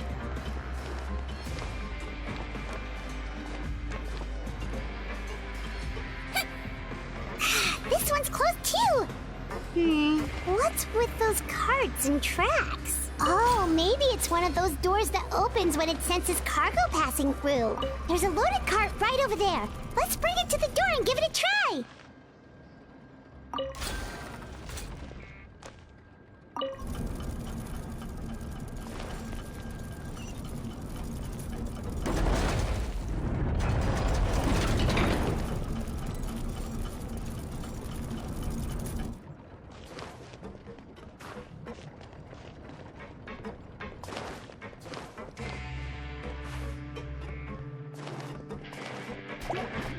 Wibbly wobbly!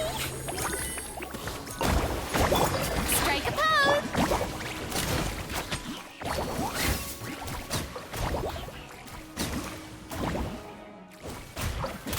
Jump! Don't slip! Silence! I swear, it's for medical research.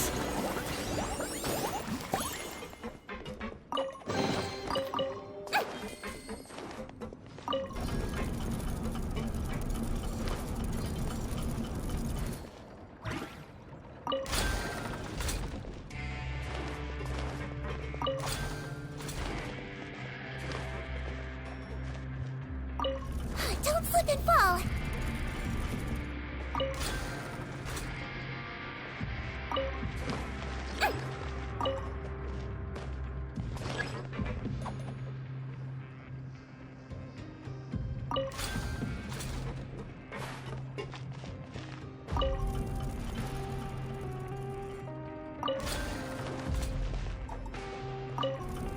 Don't slip and fall.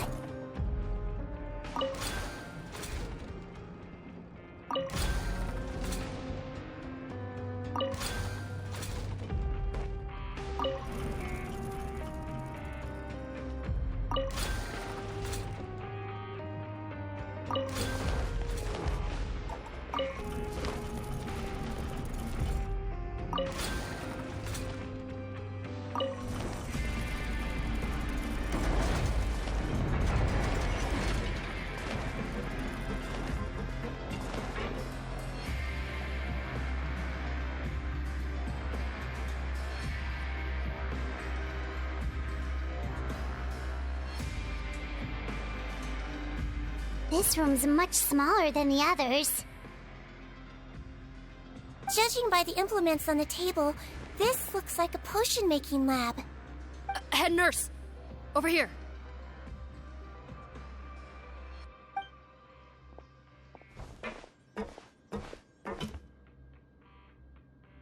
Let's see. Huh?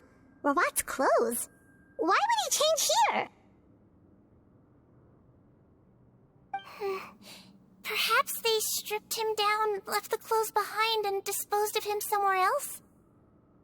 Yikes, Sigewinne, where did that come from? Oh, what a tragic way to go. Especially with such a bright future ahead of him.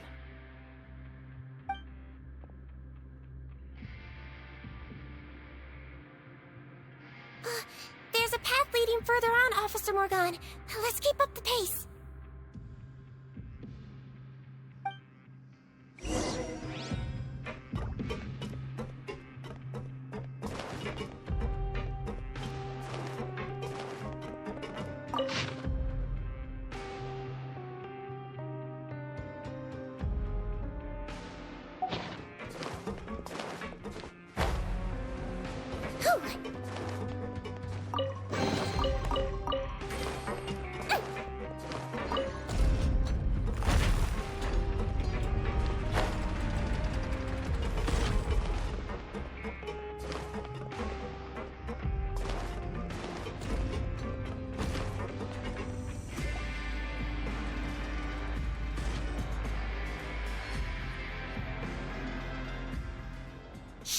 There's a whole bunch of people in there.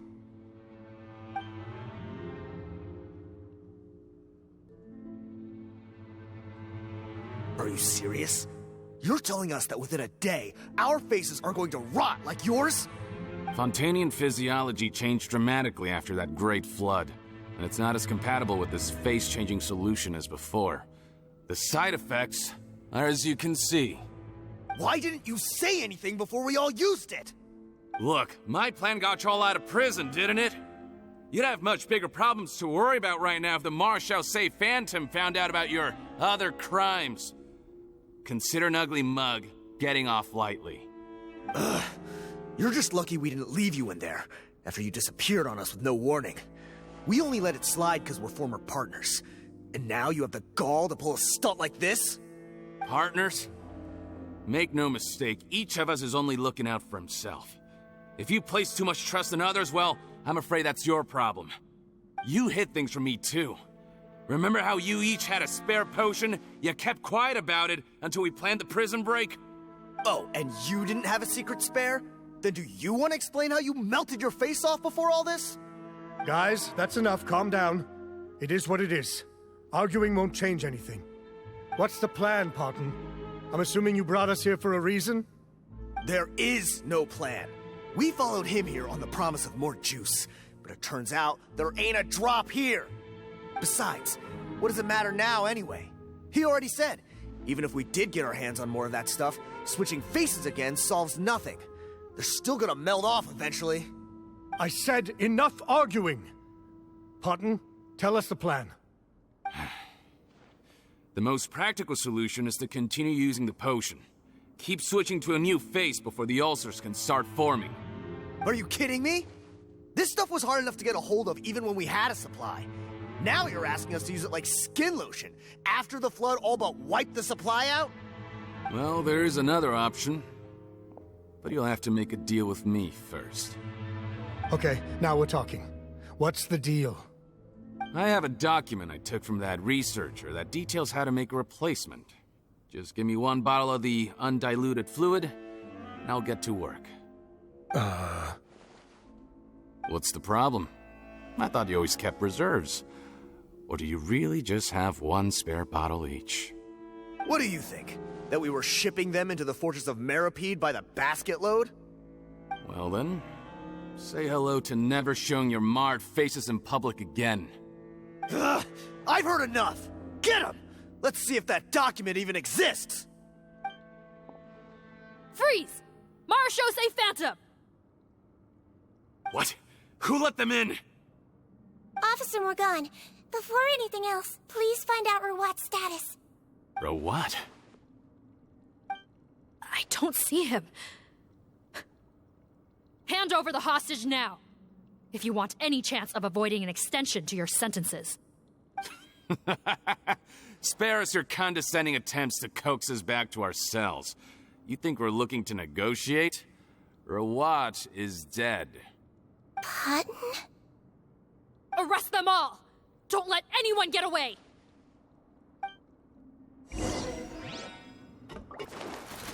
Let's blow bubbles! Let my name echo in song! Falling leaves, adorn my night, one with nature. Settle down, be sanctified.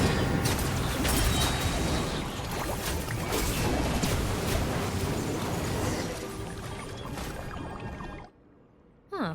Gotta say, I never expected to see the head nurse in combat. Some patients respond better to a more aggressive treatment plan. Did we get everyone? Captain, we finished the head count. Potten's missing. Over there! The door's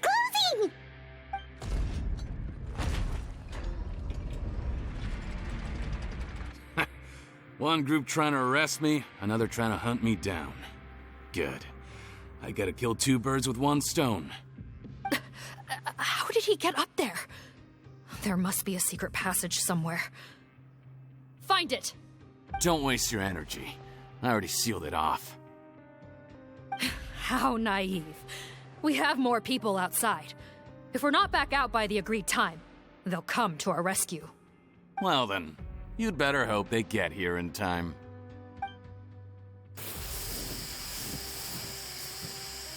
There's some kind of gas leaking from the pipes. Be careful, it's poisonous.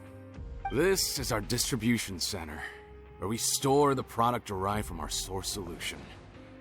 We had to use special fire prevention methods to prevent contamination. The pipe network here was designed to emit a gas for firefighting. One little modification later, and it makes an efficient death trap. Why would you do this? Your partners are here too. Oh, please. If they can't supply what I need, they're of no further use to me. Besides, I can't have them exposing my potential whereabouts. He's a maniac! Come on, we gotta find a way to open that door! Go ahead, struggle in vain. Once the last of you croaks, no one will ever find me again. So long! Are you sure you're ready to leave, Potten? You haven't changed your dressing today. You can't cure my face. Just give up. And what if I could? Nice try. You're just trying to stall me. Don't you worry about me. I'll find a way to cure my face once I get out of here. Oh, I doubt it. After all, Fontanians can no longer dissolve in primordial seawater. What the... How did you... The key component of the face-changing potion is the fluid left behind by dissolved Fontanians. It might look like ordinary water, but it has some unique elements in it.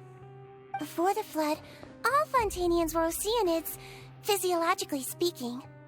A potion made from that fluid could dissolve and reconstruct the face of a Fontanian, in much the same way as hydroidolins change form. Theoretically, it could give someone any appearance they wished. But since the flood, Fontanians have become true humans. They can no longer provide the source material for this potion, nor reap its benefits. Are you saying this potion is made from Fontanians dissolved with primordial seawater? Then their crimes are far worse than I thought. How could you know all of this? No, wait. Of course! Well. So that's why you have a human appearance. It also means that I have a formula you're unaware of. The air's getting thicker. It's getting hard to breathe.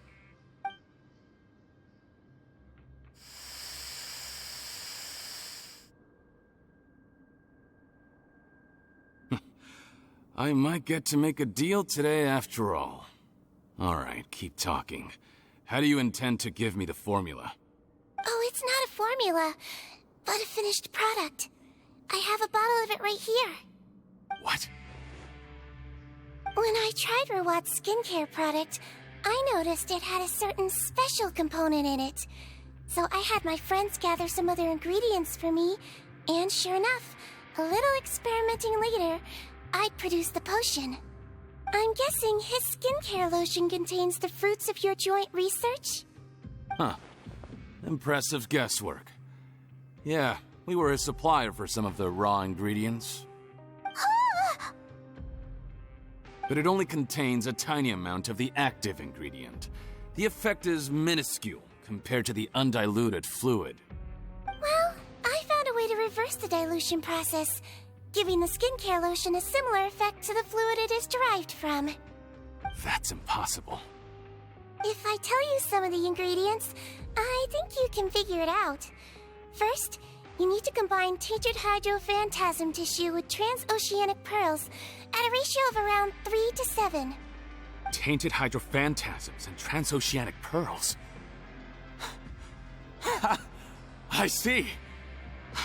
Can't believe I never thought of that. So, can we make a deal? Sounds good to me. There's a delivery pipeline beneath this window. Drop the potion in, and I'll release you all. Nope, not trusting you that easily. You're like those naughty kids who try to hide their illness. Open the sluice gate first, then I'll hand you the potion. Even if you're not bluffing, your potion won't cure my face permanently. You really think you have any leverage here? I'm not closing the valve this time. Clock's ticking. Fine, then I'll just stand here with the potion in my hand. And when I faint from the poison, I'll drop it and it'll be destroyed. No.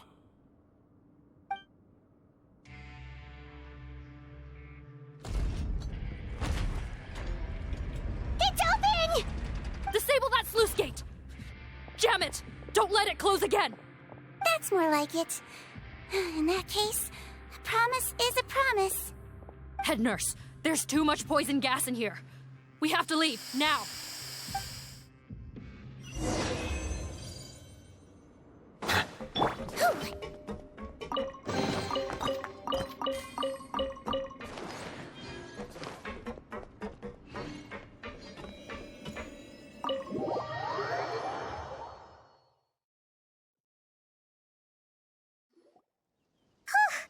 That was too close. That button is a real nasty piece of work. Oh, don't be too quick to sit down. Moving around a little will help relieve the soreness. Same goes for you, Traveler. Oh, but Paimon, you should be fine, right? Flying fast is pretty tiring too, actually.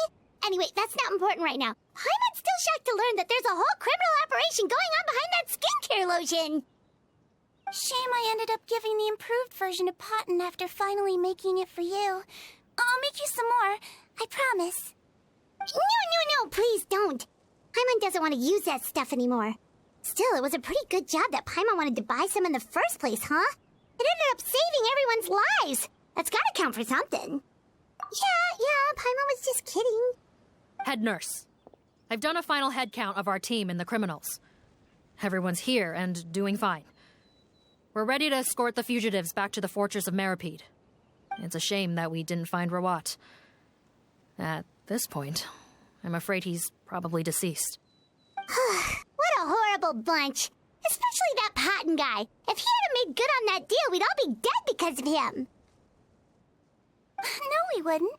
I always keep a whole bunch of antidotes on me for emergencies, and one of them neutralizes that poison gas. We'd have been fine, even if you hadn't opened the gate. What? Then why did you give him the potion? If this is true, I must concur.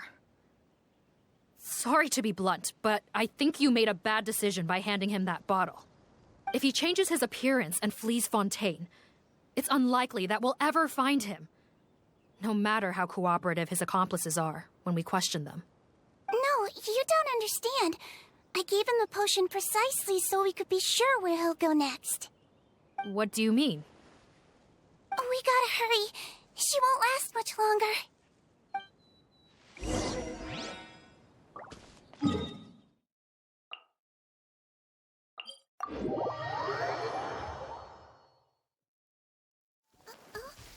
Oh. I wonder what's on Monsieur Nebulet's mind right now.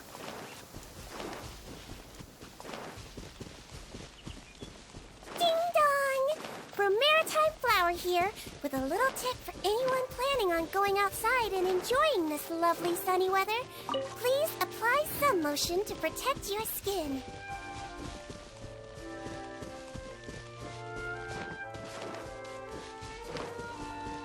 Don't slip and fall!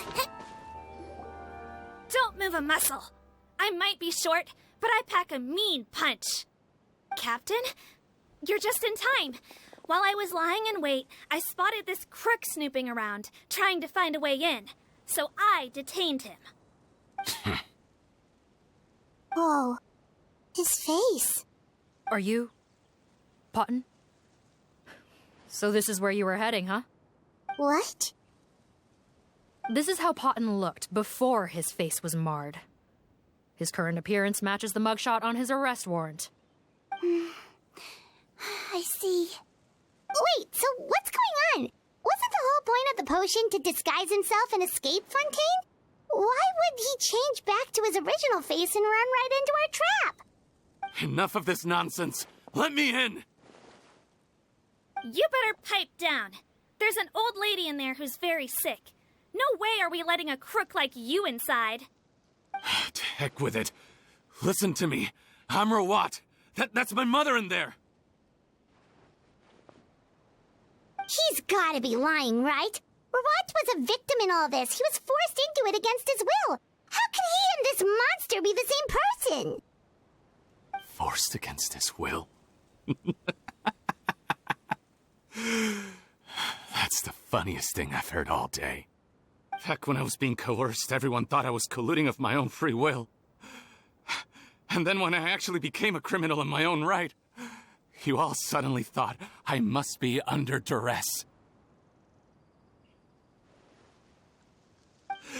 Amazing what a difference a handsome face makes. Save us the speech. Explain yourself. You want an explanation? Fine. I'll tell it how it is. When I was just Potton, the whole world treated me with contempt. Ew. What do you want? Get away from me. Women despise me. Collaborate? You don't look like much of a researcher to me. My peers scorned me. Mr. Potton, was it? I'm most interested in your research. Consider my offer carefully. I doubt you'll find other investment opportunities. Only villains would work with me. You want out of the game? Forget about it. Turns out, I slipped up a little. Left your picture with some Marechaussee Phantom officers. Easy mistake to make. Now they've listed you as an accomplice and drawn up an arrest warrant. So I suggest you put any thoughts of running away to rest. If you get caught by the guards for being in the synth business, you ain't ever seeing the light of day again.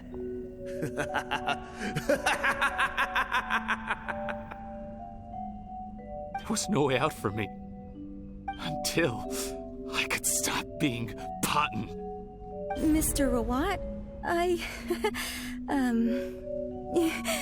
have something I'd like to tell you. I became popular with women. This new potion you developed is fascinating. Genius, in fact. Would you consider working with me? I'd be happy to sign a licensing agreement. My peers looked up to me. Okay, I'm very interested in your research, sir. You must no doubt have offers from countless investors.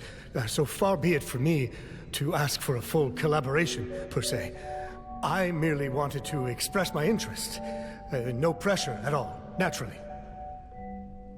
And the villains even began to fear me. Becoming Rawat showed me what a superficial world we live in. But I did not hold a grudge. After all, this superficiality could be made to work in my favor. Or so I thought. But alas, the world seemed bent on finding a reason to make me despise it. Mother, I'm back. How are you doing? Who are you?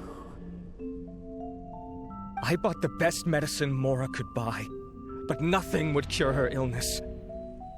In the end, I hoped she'd at least be able to see her son one last time before she passed, but when everyone else rejected me, the only person who cared about me was my mother. Then, when I became a rising star in the Fontaine Research Institute, I was unrecognizable to her. I have to let her see me again. Even if it means donning my own wretched, ugly face. Well, is that enough explaining for you? Now do you understand? Let me inside already! Have you ever considered if you'll even be able to look your mother in the eyes after what you've done? You found a way to completely change your identity. You could easily have escaped from them. But no, you chose to keep working with them. Why would I want to give up on such a lucrative business? The profits were dozens of times that of the synth business, and it was all above board.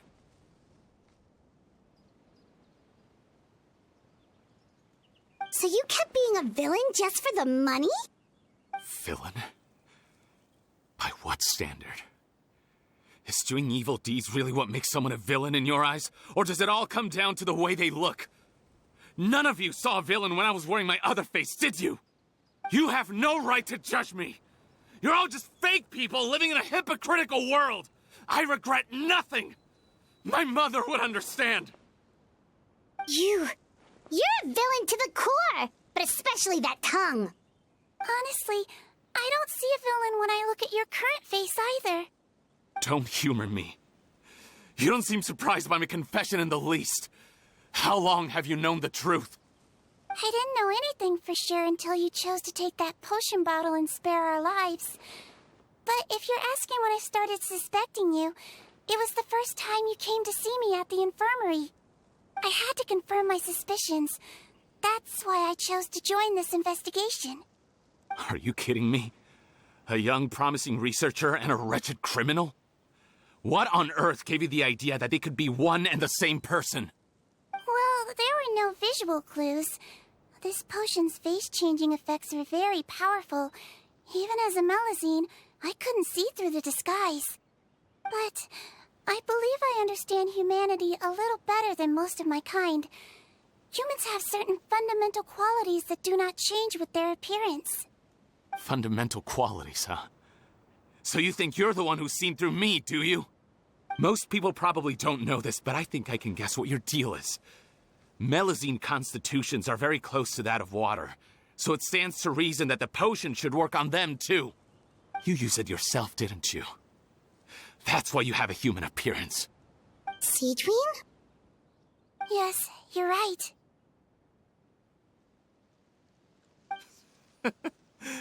I'll bet it was back in the days when Melusines were discriminated against because of their appearance. It was either carry on living in the gutters as part of an alien race cast out by humanity, or become the head nurse of the fortress of Meripede, revered by all. Not a hard choice to make. It's a no-brainer. So you see, you and I were the same. And I'm the one who saw through you! That's not important right now. You came here to see your mother, didn't you? Well, I can grant you your wish. Huh? Head nurse, I'm not sure that's a good idea in his current state. Don't worry.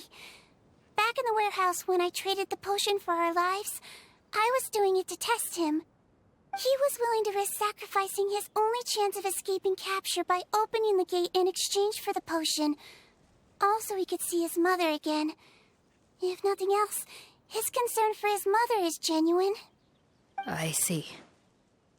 So before you arrest him, please allow him to see his mother one last time. The Traveler and I will accompany him. You have nothing to worry about. All right. I understand.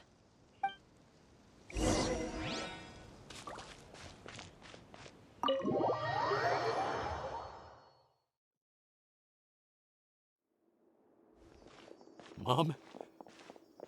It's me, Potton, your son. You recognize me now, don't you? Mom, what's wrong? I'm sorry, but I have some bad news. I examined your mother last time we were here, and it appears that due to her prolonged fever, she's lost her eyesight. What? Your appearance no longer has any bearing on her ability to recognize you. But there are always other ways to remind our loved ones who we are. Wouldn't you say? No, it can't be. Please, Mom, open your eyes. It's me, your son, Potton. If you really can't see my face, then here, take my hand. Tell me you feel your son's hand. I've done so much to get to this point. Please, you have to recognize me. No.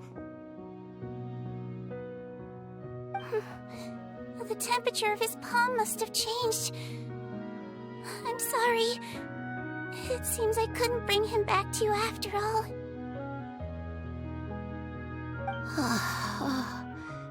It's you. Thank you.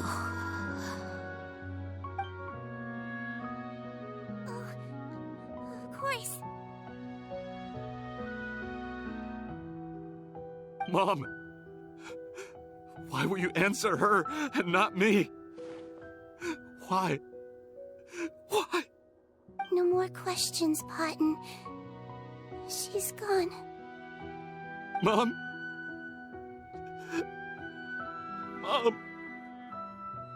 I'm sorry to say this, Potton, but you and I are not the same.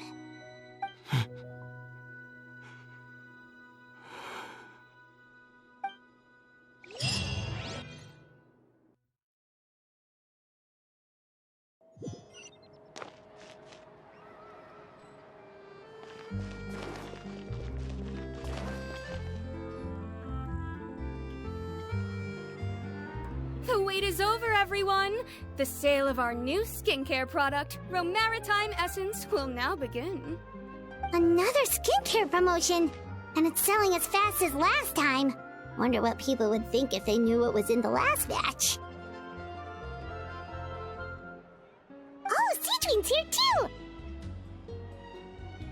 Hey, Sigewinne! Oh, Traveler Paimon, hello! I hope you two got a good rest yesterday after all your hard work. Of course! Nurse's orders, right? Anyway, are you here to take notes for your next article? Actually, I'm mostly here to help Officer Morgan wrap up yesterday's case. Ah, that reminds Paimon. That stuff sold like crazy, didn't it? Is it gonna cause huge problems? Nope, there's nothing to worry about. Unless modified, Butterfly Dew is an excellent skincare product that's completely safe to use. Besides, officers have already retrieved all Butterfly Dew purchased on the market. Now it's just a matter of disposal. After consulting Monsieur and Nervulette, I came up with a way to neutralize any harmful effects, so it'll evaporate naturally without polluting water or soil. Wow, it's Sigewinne to the rescue again! Thank you for serving as our consultant, head nurse. All the butterfly dew we recovered has been disposed of, according to your instructions. Great! Good job, everyone! Also, you mentioned you wanted a copy of Rawat's interrogation records. Well, technically, Potton's records. Anyway, I have them with me. Here. After he saw his mother for the last time, it was like all his mental defenses came crashing down. He put up no resistance during the interrogation and answered all our questions. We learned a lot. Apparently, the formula was something he discovered by chance while helping the criminal gang produce synth. Later, he came up with the idea to dilute it and use the resulting substance as a skincare product. Their supplier was Vache. But you could also argue that they were the ones doing him a favor. His operation helped Vache's gang dispose of an enormous amount of evidence. It made for a seamless collaboration. One man's trash was another man's treasure, and there were no loose ends. It's no wonder we never noticed what Potten's gang was up to. Vache again, huh? Is there still no end to the harm he caused? Make no mistake. The crimes of Vache and his accomplices will come to an end. It's only a matter of time. Since the flood cut off their supply of primordial seawater, they've been forced to resort to riskier methods, like using their private reserve to attack people on the street. Naturally, those attempts all ended in failure. After receiving numerous reports, we were able to zero in on the gang and eventually round them up. That sounds more like it. Based on what he told us in his confession, we pretty much had him backed into a corner, even though he made a point of distancing himself from the gang while disguised as Rawat. He tried to throw us off his tail by reporting his accomplices, giving him enough time to transform back into Potten and see his mother one last time. But there was one thing he hadn't anticipated. Even though Potten had been missing for a long time, we were very much still on the lookout for him. So the moment he appeared in public after changing back to his original appearance, we caught him. So he tried this once before, huh? Guess he really did want his mother to see him again. But in the end... Looking at the interrogation records, it seems like he spent the first sum of money he earned as Rawat on his mother's treatment. Yes, which is why I suspect that his initial motive for using the potion was not personal greed, but a desire to become somebody who had the power to save her. Even so, he went too far. In the end, he got what he deserved. I understand. Thank you for bringing me these records. Why did you want them anyway? Potten was one of my patients, so I need to put together a medical file for him. My teacher always stressed that a person's life experiences are just as important to their file as their medical history.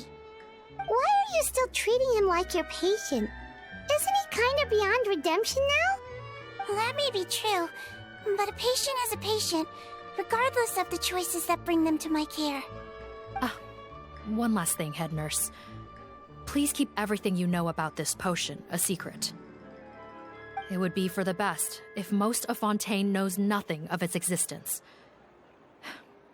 I know my fellow officers and I will be able to sleep easier if that's the case. Of course. Not to worry. Thank you for understanding. I'll take my leave then. So, Sigewinne, did you really use that potion yourself? Why do you sound so surprised, Paimon? I told you all about it. It was quite a while ago now. You mean that story about the witch and the potion? So it was really, actually, genuinely a true story? Yes, it really, actually, genuinely was. But... I know. There are some secrets I can't tell anyone about. But considering everything we've been through together, I know I can trust you with them. Before I tell you, though, could you follow me somewhere? I want to pay my respects to an old friend. Of course!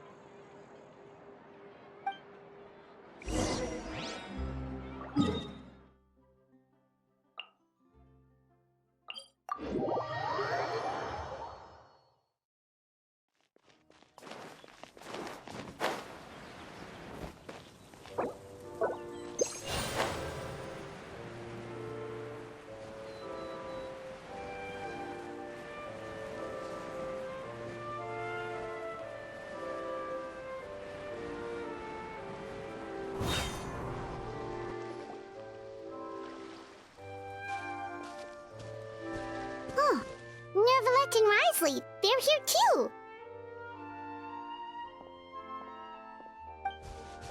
Good to see you, traveler. Paimon.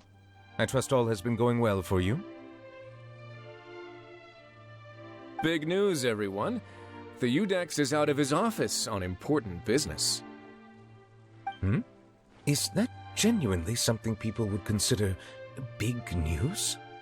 Why wouldn't they? Important business is a big deal. Ah, yes, you're quite right. When someone you care about requires emotional support, being there for them at the right time and place is of the utmost importance. After reading the Maréchal Phantom's reports, I had a feeling a trip here might be in order. Take note. That, my friends, is how Monsieur Neuvillette shows that he cares. We're both here for the same purpose, actually, to accompany Sigewinne as she pays her respects to her late teacher. So the old friend she mentioned was her teacher then? The witch? Oh, sorry. Paimon didn't mean to be rude. It's only because Sigewinne calls her that all the time, so... I doubt she considers that title to be offensive, Paimon. Don't worry. Indeed. In fact, I believe Sigewinne would take it as a sign of affection. She has spoken of this doctor on many occasions, and it sounds like she was a truly generous individual. In those days, many people harbored prejudices against Melusines. She was the only teacher willing to take Sigewinne on as a student. Wow. It's really nice of you two to be here for Sigewinne. Guess you guys really look out for your younger colleagues, huh? Younger colleague? Well, that might be true for the Udex, but I'm not sure I can say the same. Sigewinne served a sentence in the fortress of Meripede hundreds of years ago, and after she did her time, she decided to stick around. She's been an integral part of our administration ever since. Strictly speaking, the head nurse has been around longer than most people in the fortress, myself included. Pretty sure that makes me the younger colleague. She served a sentence? Yes. Long before I became Udex, there was an ancient law in Fontaine that prohibited any attempt to transform another species into a human. Initially, I and most researchers believed this law to have been imposed due to ethical concerns. But now, it seems more likely that the law was nothing more than an insurance policy, a way for Egeria to ensure that her people would remain insulated from the truth, thus enabling them to lead more straightforward, happier lives. Ignorance is bliss, as they say. Sigewinne had her reasons for choosing to obtain a human form, but the act was nonetheless in clear violation of the law. Could you tell us a little bit more about what happened back then? Certainly. Sigewinne does not object to her close friends learning about her history. In fact, I first learned of it myself because she confessed the truth to me of her own volition.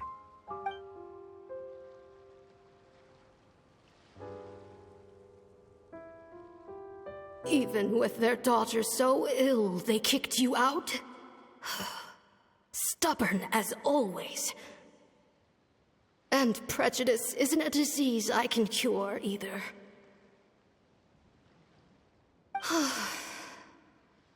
Shame that I don't have the energy to get over there. You're laughable, you old witch. You want to save everyone in Fontaine, but you can't even save the patient before you. Master, what are you... I discovered a strange disease, one I suspect that every Fontainian suffers from. But without witnesses or proof, no one will believe me. I had no choice but to experiment on myself to find a cure, but I hit a wall. And as you can see, it took a wretched toll on me. Then I'll find a cure for you, and then you can go cure her. There's no need. I am beyond saving now. There's nothing you can do. But, Master... As I said before, a doctor's duty is to treat whatever ailments they can. I know, but they don't trust me at all.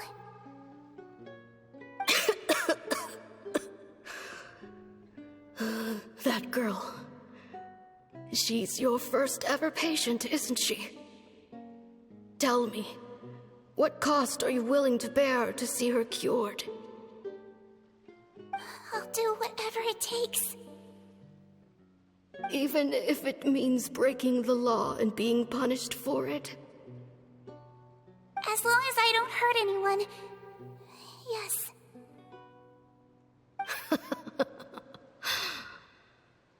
Spoken like a true student of mine. Then I shall make one more final gamble.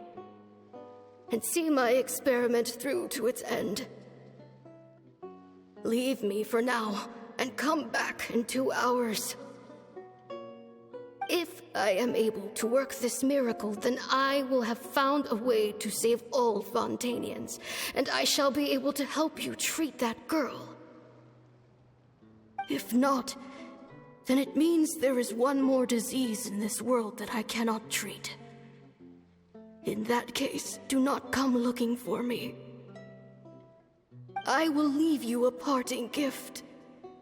An accidental discovery happened upon through my study of this strange disease.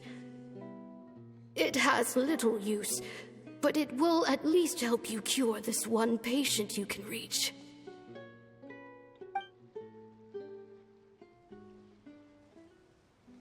When Sigewinne returned, the miracle had not occurred. She found a potion bottle and a note on the table. After using the potion as instructed, she gained her current form, breaking Fontaine's law in the process. And after I had confirmed the veracity of the events, I gave my verdict. So that's what happened.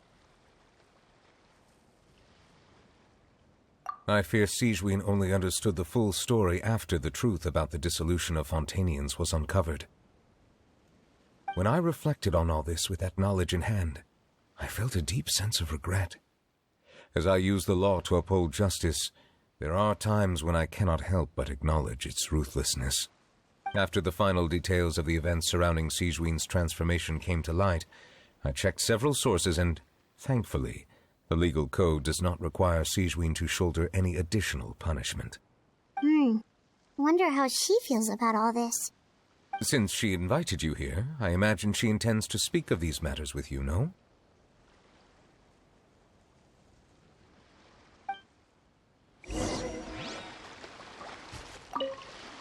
On behalf of the Maréchaussée Phantom, I would like to once again thank the Fortress of Meripede for your assistance in the response to yesterday's prison break. Our head nurse and the Traveler in Paimon did most of the heavy lifting, I would say. Sigewinne seems to be in good spirits. I trust work hasn't been too hard on her lately? Well, she might be the only permanent medical staff in the fortress, but there's plenty of people with medical knowledge willing to help her out. I am most relieved to hear it. The way you're asking after her well-being makes you sound like a concerned parent. Well, I won't lie. I've always seen myself that way. Showing your age a bit there, don't you think? Indeed. Actually, I often forget just how much older I am than you. Well, while we're on the topic, what did you do before getting this job anyway? Spend all day swimming in the sea from east to west and then north to south? Yes, and from the surface to the ocean floor on occasion. Wow. Impressive. Apologies, that was merely an attempt at humor. You can disregard what I said. That's impossible, I'm afraid. My imagination's already running wild.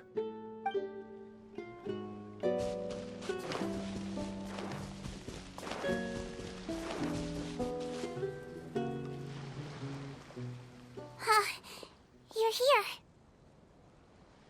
The old friend I mentioned was my teacher. When she passed, her body was nowhere to be found. All that's left of her is an empty tomb. And even that's deep underwater now. Sigewinne, the witch who gave you the magic potion, she was your teacher, wasn't she? Sounds like Monsieur Neuvillette filled you in. After learning the truth, it must have been hard to process, huh? Well, to be honest, after I realized what really happened that night, My first thought was that it kind of made sense. It seemed exactly like the sort of thing she would do. But she was planning to sacrifice herself and never told you. That's just who she was. If lying is what it took to get a kid to take their medicine, then that's what she'd do. All right, but why did you turn yourself in? I broke the law, simple as that. My teacher made her choice, and I made mine. True. It's just the way Patton framed it when he was asking you all those questions, it made Paimon really mad. You're not like him at all, and everything Neverlet said confirms that. And yet, you were still convicted and thrown in prison. It just feels so unfair. Unfair? I happen to think just the opposite. If I hadn't served that time, I'm not sure I would have been able to stay strong when he was questioning me. What makes you say that? I knew you'd be curious. Let me tell you a story.